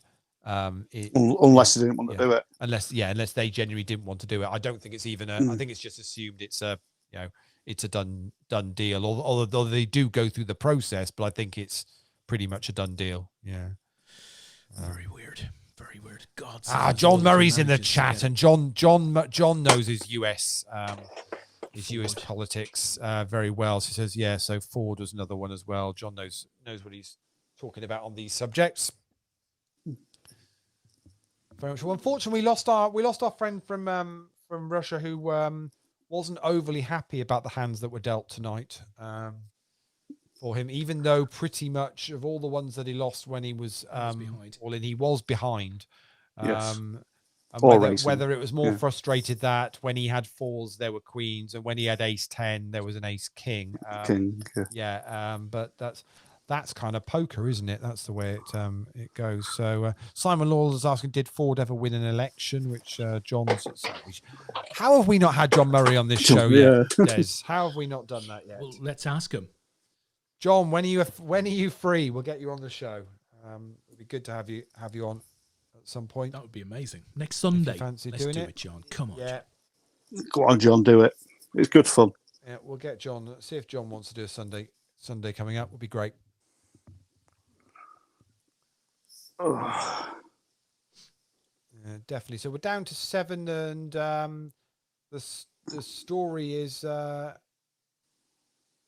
well, there isn't really much of a kind of a story now. It's all kind of second. It's kind of playing for second. So Mark Bishop potentially can finish the added value in the MVP if he wins it. I think we've had a no. Have we had a no from John in the chat box? No, it was a no to the question from Simon. Did Ford ever win an election? That was the question there. Isn't it great? We've gone from what year did Flash Gordon first get released to which American presidents have actually served one term. Yeah. So you got to love this show. There's more to the APAT show than meets the eye. That's for all sure. we need to do is get Tony Trippier back on now, and that'll be complete my night. Oh. Yeah, Let's get Tony. Let's get Tony on. Let's get him on now. Definitely. That was literally the funniest night I've had in lockdown. It was amazing. Absolutely amazing. I just left them to it when they say it started going on. Yeah, some of the topics. I just thought, well, I'll just leave them to chat. It's very good, very entertaining. Yeah, especially going to religion. I went to a very, very, very Roman Catholic primary school, and then went to a completely non-denominational secondary school, and just the different. We did something like 6 or 8 hours a week of RE at primary school. That's how mad it was. We had that's a lot. Yeah, well, our head teacher back then was a nun, so we kind of had to. Yeah. And then gone to doing it 1 hour a week. It was quite a weird experience. One of the little known facts about me, and only a couple of people will know this. Very, very, very, very back in the day, I was actually an altar boy for a couple of years. Wow. I did it for a reason. Well, 2 reasons. One, it got me out. Like the priest? Thankfully, was he nice? Was he handsome? He's still there. He's still actually. We're going to lose. We're going to lose Gordon then. Queen Jack against Queen 9, and Vince had the flush. That's Vinny. 2 reasons. One, it got me out of school because there was a lot of funerals and stuff like that, and I made quite a lot of money out of it. Quite like a good funeral. Get a few hours off. But you do a funeral, you do a wedding. You tended to get quite a lot of money, and when I was like 9 and 10 years old, it's well worth it. A long time ago. And then obviously, did you ever get to hold the? I was going to call it incest, but it's incense, isn't it? Did you ever get to swing a bit of incense? Oh around? yeah, a bit of every. Bit of that. You kind of do a bit of everything. You kind of had to do a bit of everything. A lot of it was remembering when you walk on and when you don't walk on, because you could just walk on at a completely random. We have that with this show as well, don't we, Lee? Yeah, it's like, exactly. Yeah. Oh God. I'll walk on with a wedding ring at the start of the ceremony, sort of thing. What, at a funeral, mate? It was. That's very unkind. Oh yeah. It's one of those where I live, there's a Roman Catholic church, and less than 100 yards away, a Church of England church. So it's always been quite an interesting area to live. Well, as I said to you guys before the show, I was at a family wedding yesterday, which is a very weird kind of lockdown wedding, and what you can and can't do, and 30 people in the church and everything. It was a strange day, very enjoyable day though for the bride and groom, and they were very, very happy. But it's it's strange times for any of these kind of things where you used to go in having big celebrations and lots of people getting involved. It's all a bit weird at the moment. I think we've still got a good few. I'd say there's still going to be at least 6 to 8 months of this now. I think so. Yeah, I would tend to agree. Stopping and starting. Yeah, I would tend to agree. Which screws for me, who works in retail. There's literally nothing out there. Disaster for retail. Yeah, it's one of those things. Keep yourself occupied. That's all you can do, and see, and you see where everything stands at the other end of this. But the thing is, you hear weird stories. So a client of mine works in the building trade and does a lot of refurbs of hotels and stuff. And some of the work that he's done recently that they've just they finished off site earlier on in the year, some quite high end kind of country hotels, that sort of thing, and they're fully booked till October. Wow. And they've ramped up their room prices. They charge like 550 quid a night for a hotel room, and they're fully booked. You cannot. Yeah. And there was one on the news earlier on up in the Lake District somewhere, which is a hotel that had 27 rooms or something like that. And they were fully booked till September. The manager was on there saying and stuff like that. So it's weird. There are things that are, you think, oh, well, they're going to be really quiet. London hotels are super quiet at the moment. But there are other places people have got money and are happy to spend, and they can't go on holiday, abroad at the moment, or don't want to risk it. So they're happily spending their money in the UK and aren't worried about it. So some of the areas where you think, oh, they're never going to get back open, they're actually doing really, really well at the moment. Yeah, but it's random. It's quite hit and miss to work out why and how and what's going on. I'm amazed the cinemas are going to be opening back up.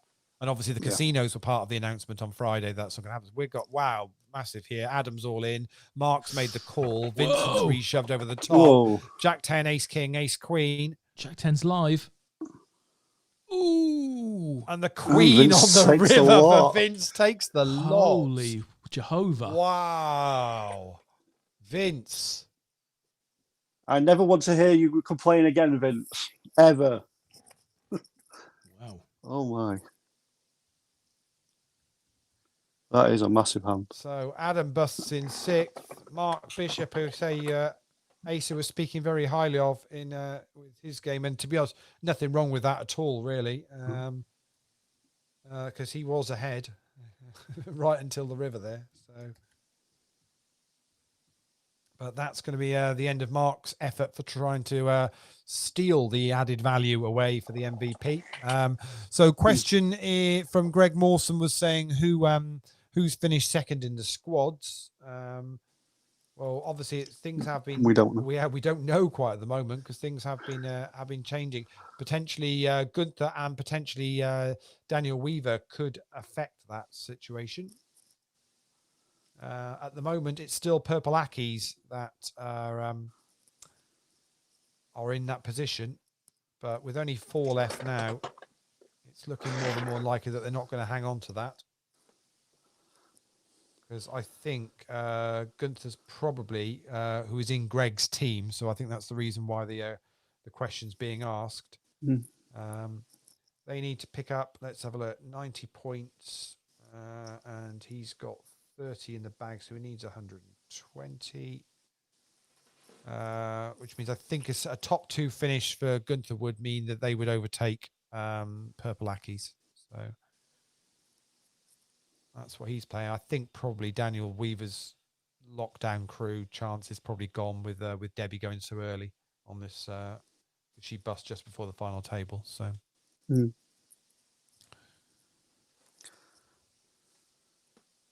yes, I've seen your comment, Vinny.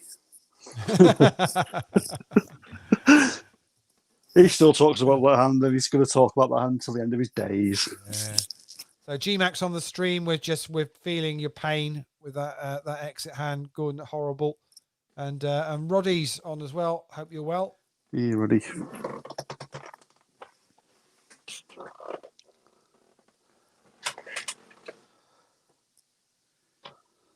Then he's just going to apply the pressure now. Guys, yeah, Shane's so on Shane there. does it. So it's just the top player in MVP wins $66 worth of added value nowadays. But if that is one of the guys that's won the team, then it moves down the list. So you can't win more than one prize. Shane says he thinks he's due to finish about 5th. Yeah, you're just going to miss out because I think there are a couple that are just ahead of you that will steal that added value before you get there. But you've had a cracking week though, Shane. You were on potentially for winning MVP if you could have found a win in tonight's tournament, and you had a deep run finishing 17th in the end, just bubbling the money, unfortunately. But cracking week from you though.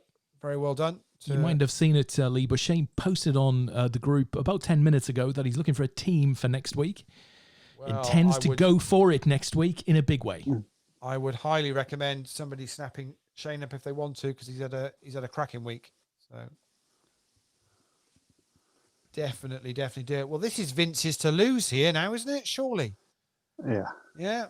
Oh, it's too early. It's too early to say that. No, I mean, I can't see anyone other than Vince winning this, Asa. What do you think? Yeah, it's about time he won something. I'll have the other 3 then. Yeah, I mean, if Vince doesn't see this through now, he can blame me. Yeah, I'll see what you're doing now.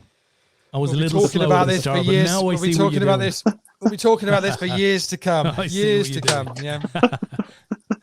What do you reckon? About 5 years we'll be talking about it. 4, I reckon. Yeah.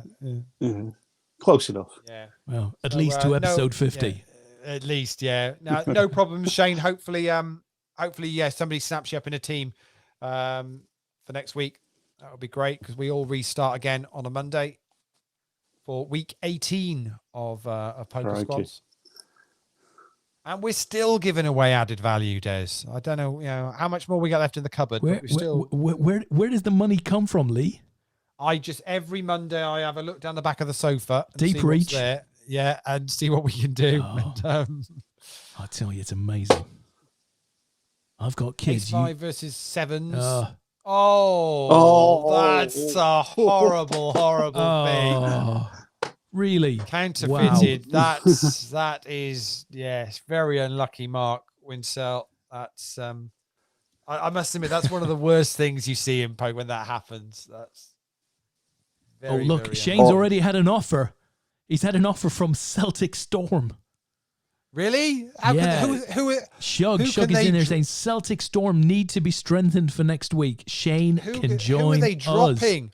Shug, who are you dropping out of the 4? Surely not. You've crushed it this week. See, Shane's come in with a Celtic name, O'Connor, right? Straight in there. The boys have just jumped on him.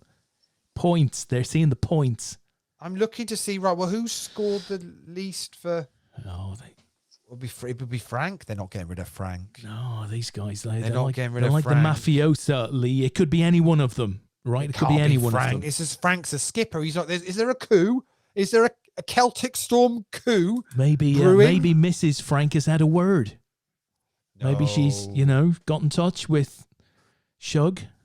I can't believe that. We need to get Frank on the show as well. That's another. I know we did a Definitely. call. We did a call with him on one of the shows, but it'd be nice to get Frank on for a full show. If for no reason other than to find out what it's like to wake up with a horse's head in your bed. Well, I'm worried for him now that the team have.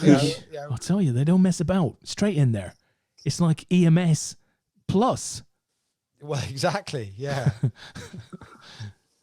I mean, to be fair, Ace's team, Jeff, they've got to have the serious think about this Gaz Howard guy. I mean, if he's not committed, to playing.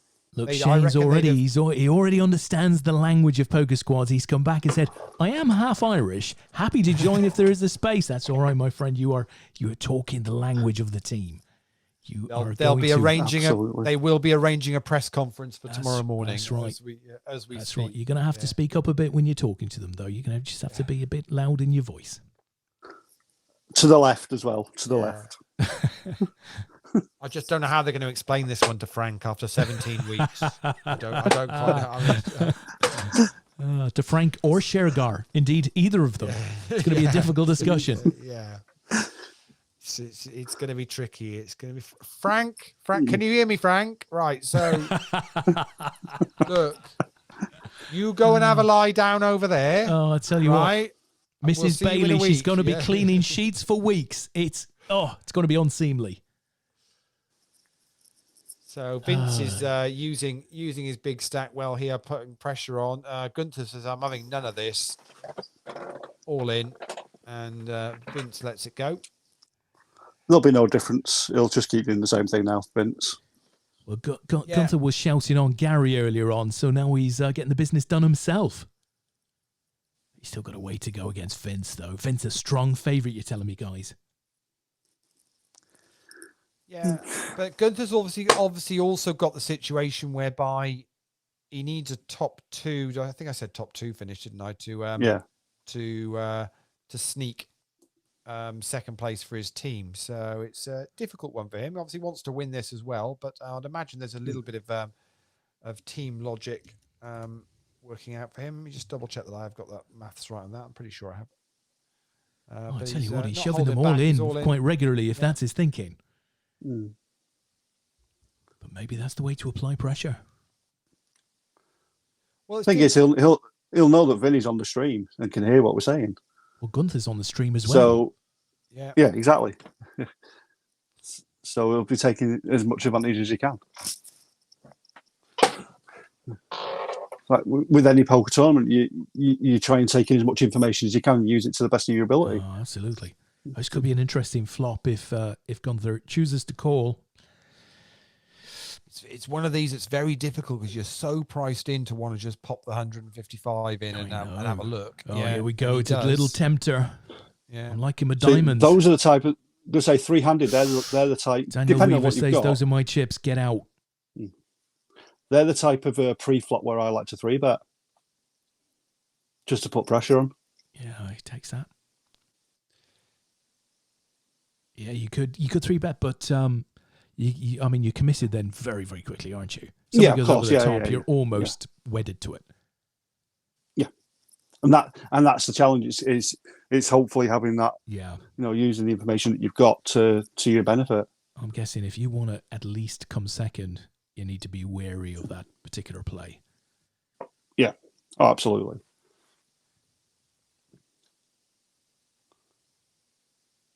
And Vinny will look to spoil the party.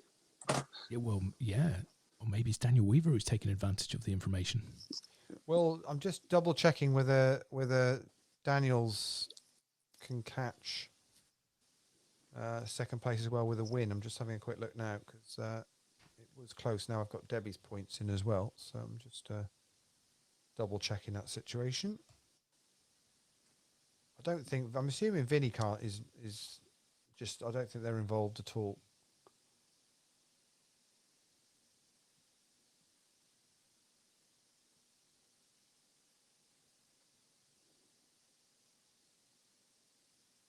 Mm-hmm.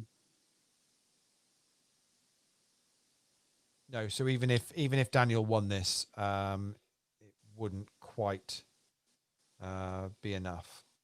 So and Gunther needs a second place finish for the wild cards to finish second.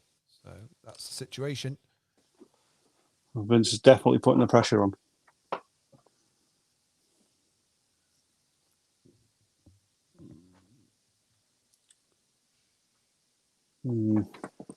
It's weird when you're in a situation and you've got a position to aim for as well. Obviously, I think a few weeks ago I had to finish. I think I had to win it and finish second to get MVP for the week, and it just puts something in your head. All in Queens versus Jacks. And that's going to be that, which is going to give Daniel a double up and puts him in chip lead now. Doesn't help Gunther's position at all, really, because it's. But in one respect, it makes it easier, though, right? It takes a bit of the pressure off. Mm. Well, it's back to the argument that, I mean, we've had this from a number of the pros that have been on. I remember, James Leigh said this same in this particular situation. Daniel doesn't want to bust the shorter stack. He actually wants to go after the middle stack because that's going to put him in a far stronger position for then heads up and seeing the whole tournament out, which ultimately is what he wants to do. That's where the biggest cash is.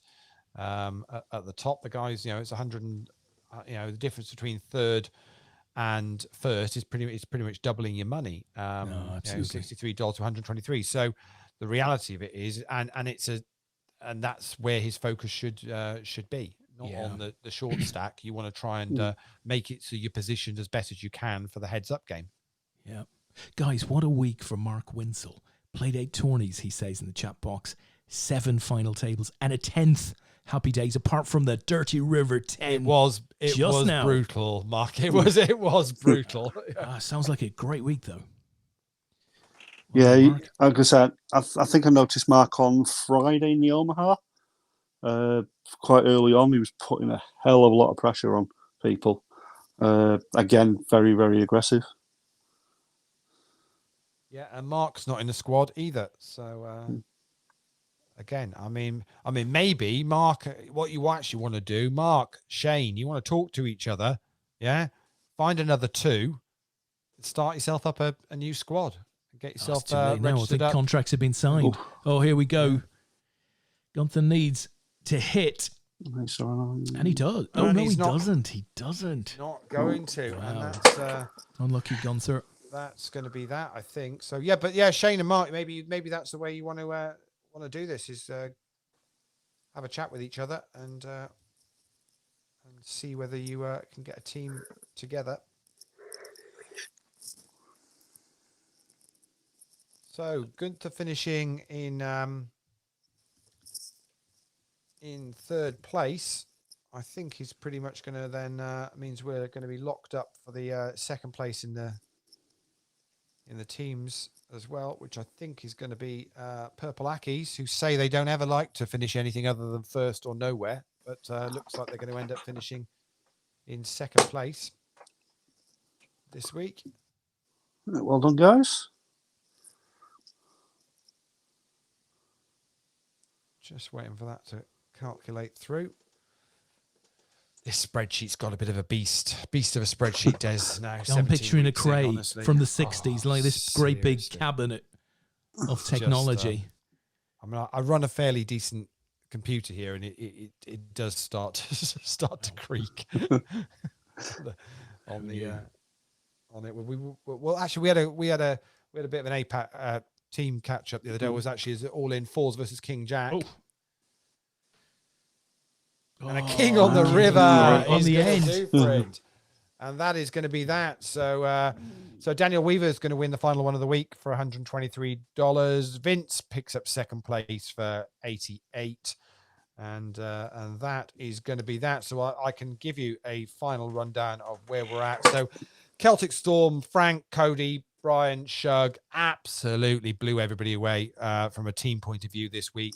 Incredible performance from you guys. We pretty much knew it was locked up before the final game, which we don't say very often. That does not happen very often, that we're still on a Sunday. It's pretty much done. Purple Ackies hang on to second place. Dan Austin, Scouse, Andy Kingham, and Jamie Edgell. Very well done to you guys. As far as the MVP goes, Shug is going to be the MVP winner. With Brian Frew in second place, both playing for Celtic Storm.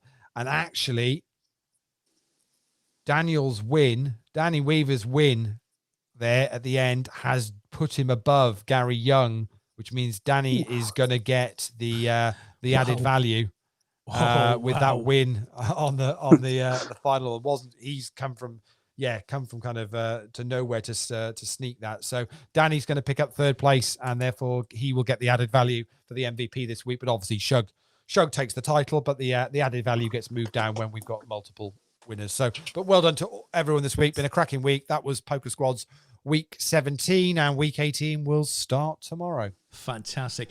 Those are the official results, folks. That's how it's finished. So thanks to everyone out there who joined us tonight. We are back with a full week of poker next week.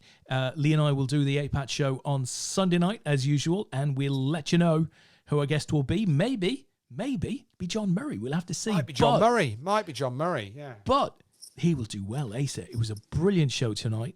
You're so easy to be on with, I have to say. Thank you very much for giving us your evening. And, have a great week ahead. Will do. Thank you, guys. Appreciate it. Okay, guys. Well, with that, I guess it's a wrap. And, have a great week. Cheers now. Night. Night.